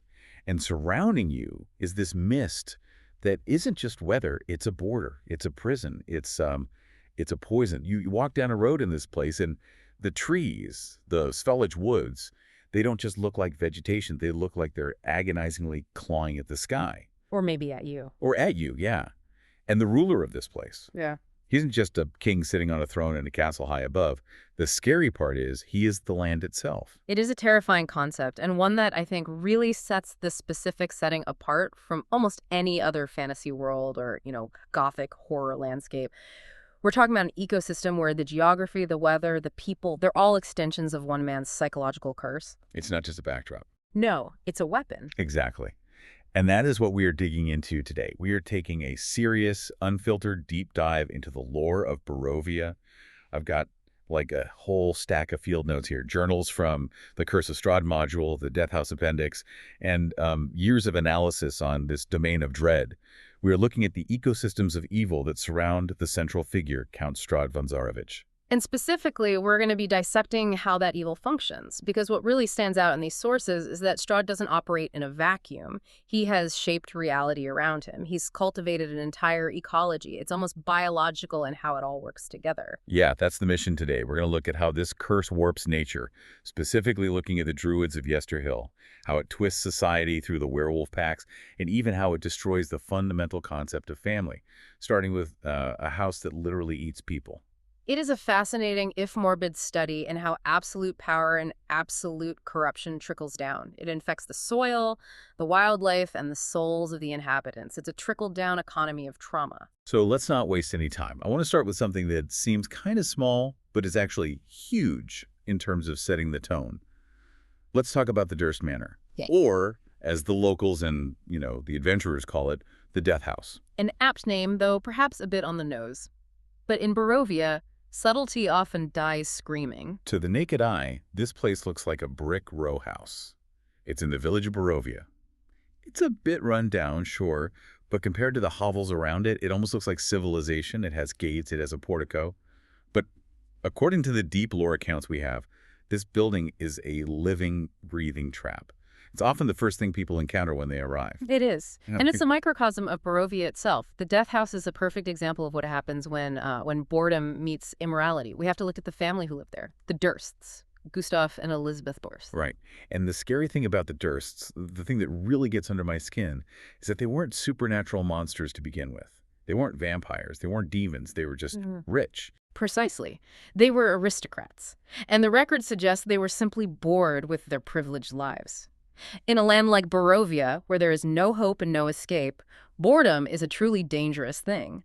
They wanted more sensation, more power, so they turned to darkness. They started a cult. A cult of privilege, basically. That's a great way to put it. And it wasn't just them chanting in the basement in robes. They were actively preying on people. They were. They would lure visitors, travelers, adventurers who had been dragged into the mists into the house. They would host these morbid banquets. The main floor of the house is all, mahogany, fine dining, crystal chandeliers. But the food at these banquets, well, let's just say the guests were often the main course. That is just horrific. It's that classic trope of the polite facade hiding the rot. It reminds me of those stories where the hospitality is just the bait for the trap. It is. And the tragedy lies in the sheer futility of it all. They were performing these rituals, sacrificing people on an altar in the basement, trying to summon something, anything. They wanted the attention of the dark powers. They wanted immortality. They wanted to be like Strahd. They looked up at Castle Ravenloft and thought, We want that. And this is where it gets really interesting to me, and where the sources give us a key insight into Strahd's character. You'd think Strahd, being the big bad vampire lord, the ultimate evil in the valley, would love this. You'd assume so. Yeah, here are people worshipping darkness, killing innocents in his name. He should be sending them a fruit basket, or, I don't know, a blood basket. You'd think so. But the sources include a letter, a very, very revealing letter found in the house, hidden in a secret room. It was written by Strahd himself to the Dursts, and he absolutely despised them. He called them worms writhing in my earth. That is a burn coming from an immortal warlord. It tells us so much about Strahd's psychology. He didn't destroy them because they were evil. He destroyed them because they were pathetic. In his letter, he mocks them. He points out that they abandoned love for madness. He mentions that Gustav had an affair with the nursemaid and sired a stillborn child. So he knew all their dirty laundry. Oh, he knows everything. He calls them out on their wretchedness. He essentially told them, you are making a mess of my domain and your evil is just cheap. So evil doesn't always impress greater evil. That's a really nuanced take. No. Strahd has standards. Arrogant, twisted standards, but standards nonetheless. He eventually slaughtered the cultists. Not to save the innocents, mind you. No, of course not. But because the cultists had killed a group of adventurers that Strahd had lured to Barovia as his own playthings. They broke his toys. Exactly. They interfered with his game, so he ended theirs. It establishes early on that Strahd is the only one allowed to break things in this valley. His ego will not tolerate competition, even from his own worshippers. But the Deuce aren't the only victims here. We have to talk about the collateral damage. The kids, Rose and Thorn. This is the truly heartbreaking part of the Death House dossier, and it's usually the hook that gets adventurers inside in the first place. Rose and Thorn were the children of Gustav and Elizabeth. While the parents were downstairs indulging in cannibalism and madness, they locked their children in the attic. For their protection, right. That's what the parents claimed. That was the claim. But then, in their self-absorbed madness, they forgot about them. They just forgot. The children starved to death in that attic, surrounded by their toys. It's a gruesome, awful image. Innocence literally locked away and forgotten while corruption festers right below their feet. That is heavy. And their ghosts are still there? Yes. The notes describe them appearing to travelers outside the house, illusions created by the house itself, or sometimes the actual ghosts in the attic. They are unaware that they are dead. They just beg for help. They say there's a monster in the basement. And the monster isn't just a metaphor for their parents. No. There is the tragic story of the nursemaid and Walter, the illegitimate child I mentioned earlier. The nursemaid was murdered by the cult, stabbed to death. And the baby, well, the accounts are dark, but he was sacrificed. The trauma of that family, the sheer concentration of misery and hate, has manifested as literal ghosts and monsters in the house. So what is the monster? The monster in the basement is a flesh mound, a shambling, grotesque horror that some sources imply is the twisted, physical manifestation of that sacrificed baby, Walter. It's the physical embodiment of all their sin. That is incredibly dark. But it fits the gothic horror theme perfectly. The sins of the parents literally becoming a monster that consumes the future. And speaking of consuming, the house itself. It's not just a building anymore. It acts like a battery. A battery of hate, a psychic accumulator. It demands a sacrifice. The notes describe a chanting that fills the basement once the adventurers reach the altar. One must die. One must die. It's a rhythmic psychic pressure. The house isn't just haunted, it is sentient. And if the visitors refuse to make a sacrifice on the altar? The house wakes up. What does that even mean? It transforms. This is what's often described as a skill challenge escape sequence in the notes. The windows brick themselves up instantly. The doors sprout blades and become slashing scythes. The rooms fill with a thick, poisonous smoke. The house becomes a digestive system trying to consume anyone inside. It's the ultimate trap. You walk in thinking it's a shelter, maybe even a safe haven, and it becomes a tomb. It really sets the stage for what Barovia is. It's a place that hates you personally. Yes. It's not indifferent to your suffering. It actively wants to participate in it. And if you survive the urban decay of the death house, if you somehow manage to smash through those bricked-up windows and stumble out onto the street, you step out into the wilderness. Yeah. And you realize the corruption isn't just in the buildings. It is in the earth itself. Which leads us directly to Yesterhill. Now, this place sounds wild. It's on the far edge of the domain, right? Up in the mountains. Yes. Yesterhill is a place of ancient power. It overlooks the Svalich woods, and it is the domain of the Druids. Now, normally when I think of Druids in fantasy, I think of, tree huggers Guardians of nature, balance, keeping the ecosystem healthy, guys with sickles harvesting mistletoe. That is the traditional archetype, certainly. But in Barovia, that entire philosophy is inverted. These druids do worship the land. But remember what we said at the very beginning. Strahd is the land. Exactly. Their chant, their core belief is, he is the ancient. He is the land. They worship Strahd not just as a political ruler, but as a nature deity. To them, his curse, the rot, the mist, the endless gray, that is the natural order. They believe that by serving him, they are serving nature itself. That is a seriously twisted theology. It's like worshiping a cancer because it's a form of growth. And they have built a monument to him up there, haven't they? A 50-foot-tall wooden effigy. A statue of Strahd made of woven twigs and branches, packed with black, dead earth. It looms over the hill, staring down into the valley, a constant wooden reminder of his power. That is creepy enough, but the details in the source book are worse. It says here that the statue has a literal heart. A magical gem, yes. This connects to another part of the lore, the Wizard of Wine's winery. The Druids stole a magical Champagne de l'Estampe gem that made the vines grow, that brought life. They embedded this life-giving gem into this effigy of death. Oh, that's just a perfect perversion. It's a perversion of life magic to fuel a symbol of oppression. It's literally taking the one thing that gives the people wine and comfort and using it to power a monster. And the statue is connected to a tree. The Gulthias tree. This isn't your average oak tree, is it? No, the Gulthias tree is a fascinating botanical horror. The legend, as it's recorded, says it grew from a wooden stake that was used to kill an ancient vampire named Gulthias long before Strahd's time. But instead of the vampire dying and staying dead, his tainted blood corrupted the wood of the stake. The stake took root. So it's a vampire tree. In a sense, it doesn't produce fruit, it produces blights. You have twig blights, needle blights, vine blights. These are creatures made of dead wood and malice. They pull themselves out of the ground and hunt like a pack of wolves. The tree is an invasive species made of pure evil. And the roots of this tree wrap around the Strahd statue. It is a symbiotic relationship. The rot of nature, the tree is literally supporting the image of the Lord. It is a physical connection showing how the land reinforces Strahd's rule. The very roots of the mountain are holding him up. And we have reports of a ritual happening up there, the ritual of Winter Splinter. What is that about? They are using the power of that stolen gem and the Gulthias tree to summon a tree blight of massive proportions. They call it Winter Splinter. Their goal is to send it marching down the hill to destroy the winery where the gem came from. Why destroy a winery? Is Strahd just against happy hour? It's tactical cruelty. Wine is one of the few sources of joy and, frankly, nutrition in Barovia. The water is often unsafe or foul. Destroying the winery is a strategic blow to the morale of the people. If you take away their wine, you take away their numbness. You force them to face the horror sober. That is diabolical. It's not just about killing people, it's about killing hope. But there's another layer to Yesterhill that I found fascinating in the notes.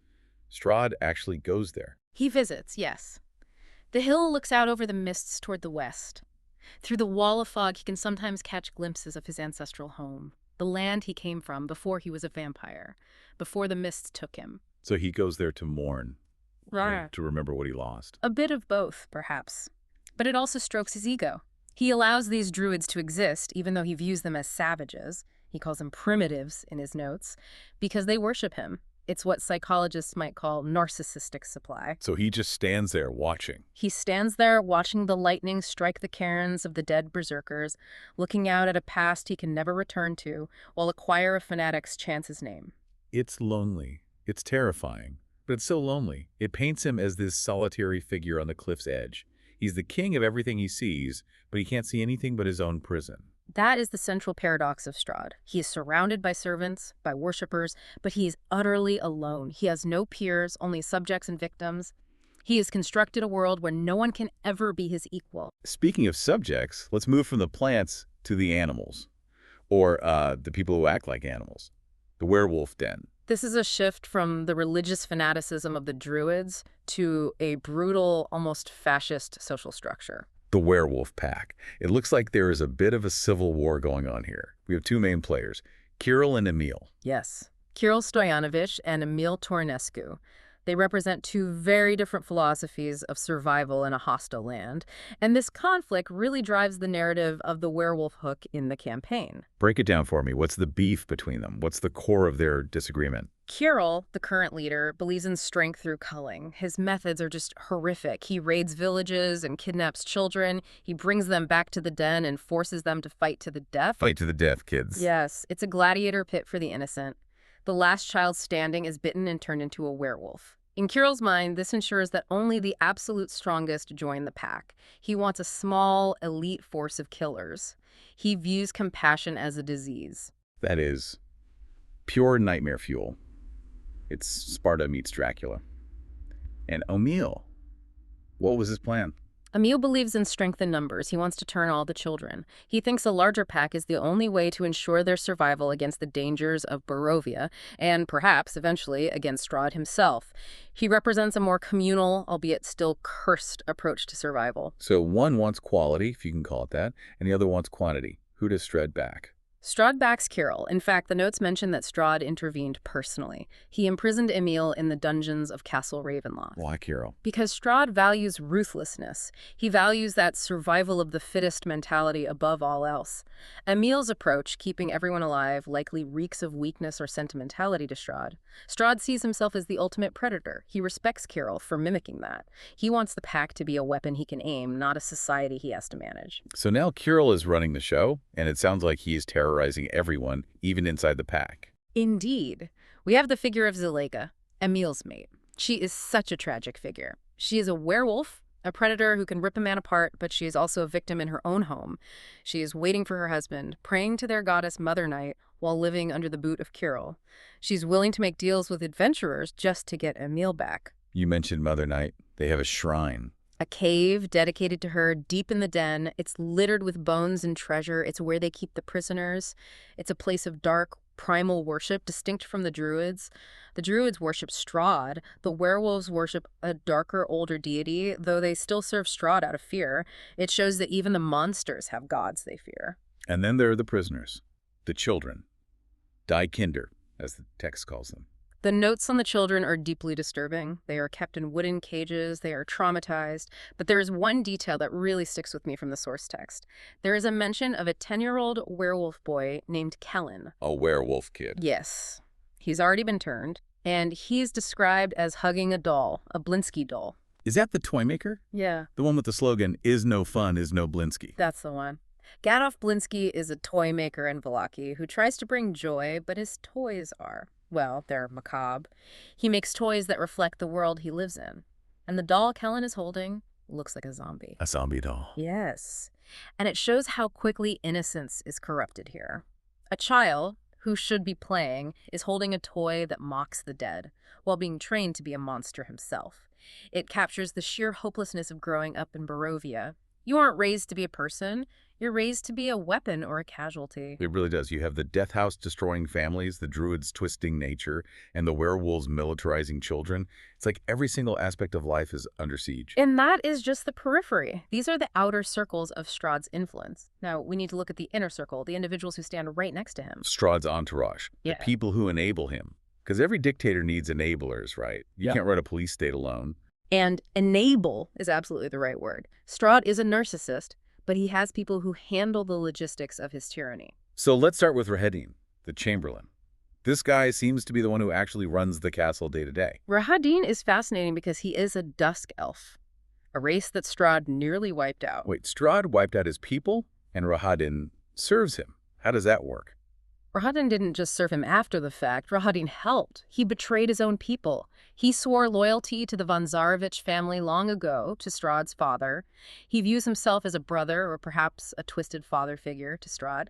When Strahd ordered the massacre of the female Dusk Elves to ensure the race would die out, Which is just, wow. Rahadin stood by and watched. That is some serious Stockholm Syndrome. Or just pure malice. I can't tell which. It's loyalty carried to a pathological extreme. Rahadin handles the dirty work. If Strahd wants to maintain his image as a noble lord, Rahadin is the one who executes the prisoners or burns the villages. He allows Strahd to keep his hands metaphorically clean. He is the efficient bureaucrat of genocide. And he has this aura. The notes on him mention something really intense. The deathly choir. It is said that anyone standing within 10 feet of Rahadin hears the screams. Screams. The death screams of the thousands of people he has killed over the centuries. It's not just a spooky sound effect, it's a psychic assault. He is a walking war crime. The sound is so intense it psychologically damages anyone who gets too close. It literally deals psychic damage. He literally carries his victims with him. That is terrifying. It's like he's haunted, but he's completely comfortable with the ghosts. He doesn't hide from his sins, he projects them. He is proud of his tally. He wears the sound of genocide like a cloak. Okay, so we have the executioner, the loyal, genocidal right-hand man. Who else is in the inner circle? We have the mother, Babal Isaga. Now, she isn't his biological mother, right? The texts are clear on that. No. Queen Ravenovia was his biological mother. Babal Isaga was the midwife, but she obsessed over him from the moment he was born. She claims she is the only one who truly loves him. She sees herself as the architect of his greatness, the one who recognized his potential. And she's a powerful witch. Extremely. She lives in the ruins of Berez, a town that Strahd flooded to kill a reincarnation of Tatiana. And she has a hut that walks on giant roots. Like a Baba Yaga chicken-legged hut. A similar concept, but this one is fueled by another one of those stolen magical gems from the winery. And to maintain her longevity, she bathes in blood. Of course she does. It's never a nice mud bath in Barovia. But her motivation is what's so interesting. She operates from the shadows. She destroys potential threats to Strahd before he even knows they exist. For example, there is a resistance group called the Keepers of the Were-Ravens. Babal Isaga hunts them down relentlessly, not because Strahd asked her to, but to protect her boy. It's a twisted, possessive, horrifying motherly love. She thinks she knows what's best for him, treating a 400-year-old vampire lord like a toddler who needs his crust cut off. Exactly.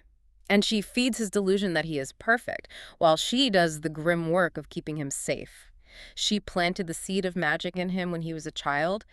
In many ways, she is the root of the evil.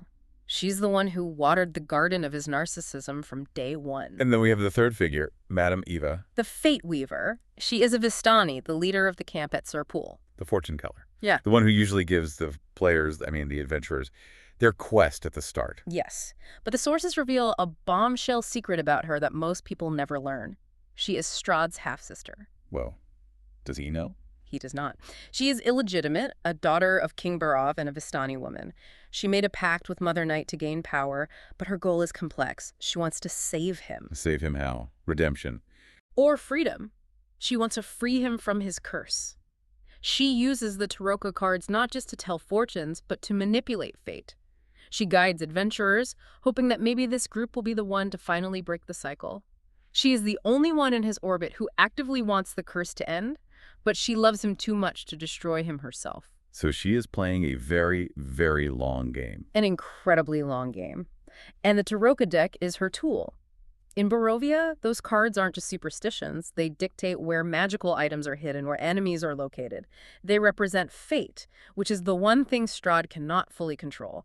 He controls the land, the weather, the people, but he cannot control the cards. So you have Rahadin representing absolute loyalty, Babal Isaga representing obsessive love, and Madame Eva representing family, duty, and fate. It's quite a trio guarding him. It creates a protective shell around him. To get to Strahd, you often have to deal with or at least navigate these three powerful figures first. They are the gatekeepers to the king. But there are people trying to get to him. The hunters. The resistance. The light in the darkness, such as it is. Let's talk about the big name. Rudolf van Rechten, the legendary vampire hunter. This is the guy who wrote the book on killing monsters. Literally. He is in Barovia, but he is hiding. The notes say he's disguised as a carnival ringmaster named Rictavio. A ringmaster. That's a pretty bold disguise for a stoic monster hunter. It's brilliant. Who suspects the flamboyant storyteller in the colorful coat with a trained monkey? It allows him to move freely, to gather information in the taverns without drawing suspicion.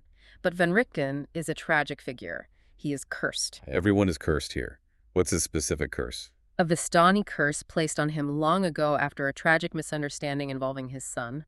The curse states that anyone he befriends dies. Ouch. That makes teamwork difficult. It makes him a lone wolf by necessity. He wants to kill Strahd, but he knows he can't risk getting close to anyone. He keeps the party at arm's length. He's waiting for Strahd to go into hibernation to strike. He is patient, calculating, and cold.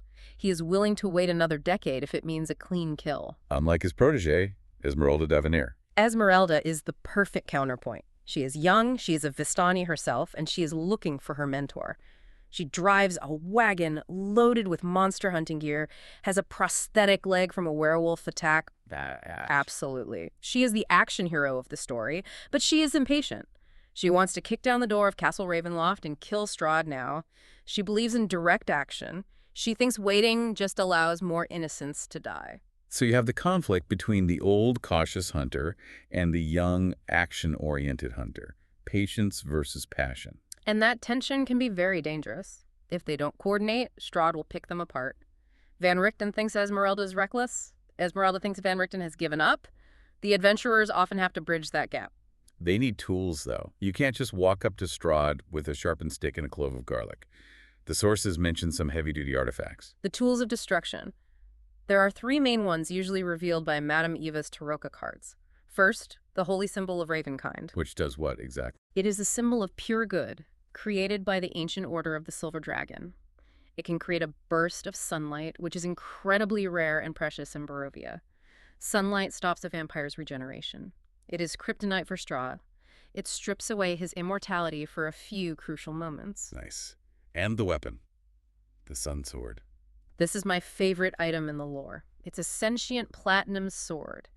It possesses the soul of a moonblade, but specifically, it holds the sentience of Sergei's Sword Strahd's brother whom he murdered. But it has a personality quirk. A sword with a personality. It hates Strahd. It wants to destroy him, but it also has a fear of the dark. The sword is afraid of the dark, you're kidding. No. It witnessed the destruction of its master in darkness. It's a weapon with PTSD.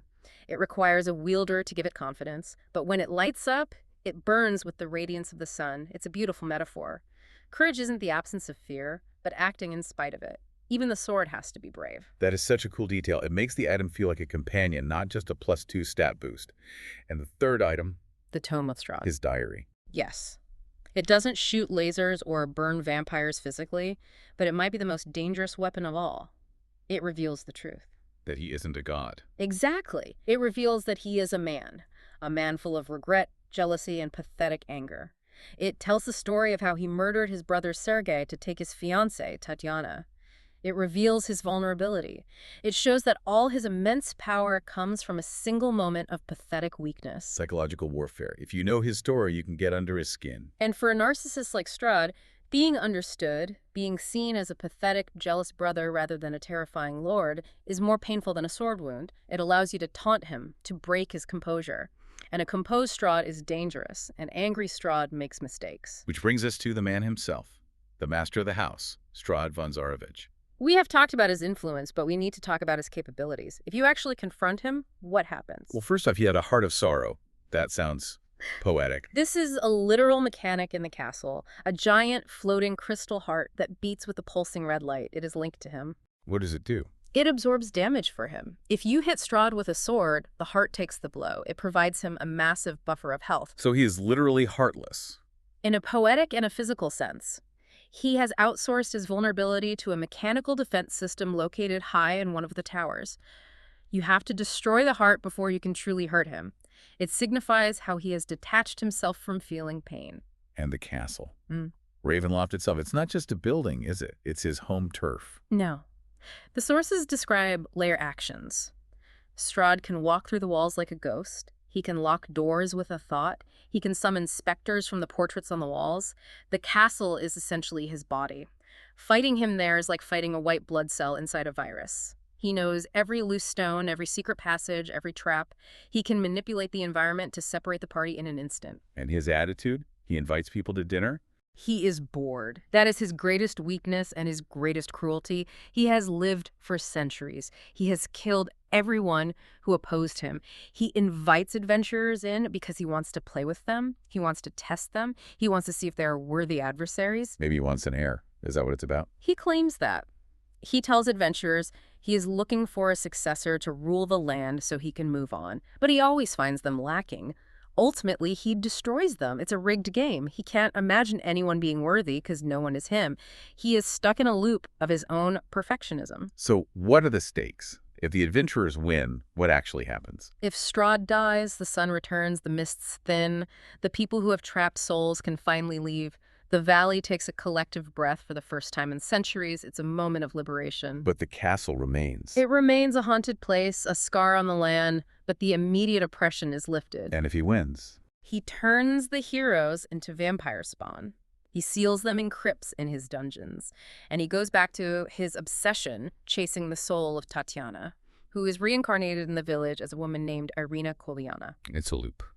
And that is the darkest truth in the text, the epilogue section. Even if the heroes win, even if they destroy Strahd and burn his body to dust, the dark powers eventually reform him, the mists return, the curse is eternal. So the victory is temporary. It's a reprieve. A few months, maybe a few years of sunshine, but the shadow always returns. Barovia is a prison for Strahd as much as it is for everyone else. He is tormented by the fact that he can never truly have Tatiana and he can never truly die. He is the warden and the prisoner. That is devastating. It makes the whole thing feel almost hopeless. It is the essence of gothic horror. You cannot defeat the darkness forever. You can only hold it back for a little while. The heroism lies in fighting anyway. It lies in lighting a candle even when you know the wind is coming. Wow. Okay, let's just unpack that for a second. We have looked at the Death House, the druids, the werewolves, the entourage, the hunters, and Strahd himself. It is a complete ecosystem of evil. It really is. Barovia isn't just a setting for a story. It's a tragedy on a loop. It's a place where the land, the people, and all of history are all bent toward the will of one narcissist. And everyone else is just collateral damage. From the Durst children starving in the attic to the werewolf boy with his zombie doll, they are all caught in the gravity of Strahd's ego. There's one last image I want to leave the listeners with. The whispering wall of mist at Yesterhill. Ah, yes, the whispers in the fog. The idea that the past and future are trapped in that fog. Yeah. That the ancient folk believe the mist held memories. It's just that nothing is ever truly lost or forgotten in Barovia. Every scream, every betrayal, every moment of fear, it is all suspended in that mist surrounding you. The very air you breathe is recycled trauma. Watching where you step takes on a whole new meaning. Indeed. Well, that is our deep dive into the shadows of Barovia. It's a lot to process. It certainly is a grim but fascinating place. But before we go, I have one final provocative thought for you to mull over. The sources mention that many Barovians are soulless, that they are just shells created by the dark powers to fill the population. Yes, only 1 in 10 actually has a soul. The rest are projections, essentially background extras in Strahd's eternal play. They dress in gray, they act dull, they feel nothing, they're just scenery. So here is the question. If 90% of the people are just empty shells, are the heroes saving a civilization? Or are they just walking through a ghost story that has already ended? That is a chilling thought. It questions the very nature of heroism in such a place. Are you saving people, or are you just saving the idea of people? Thanks for listening. Stay out of the mist. Goodbye.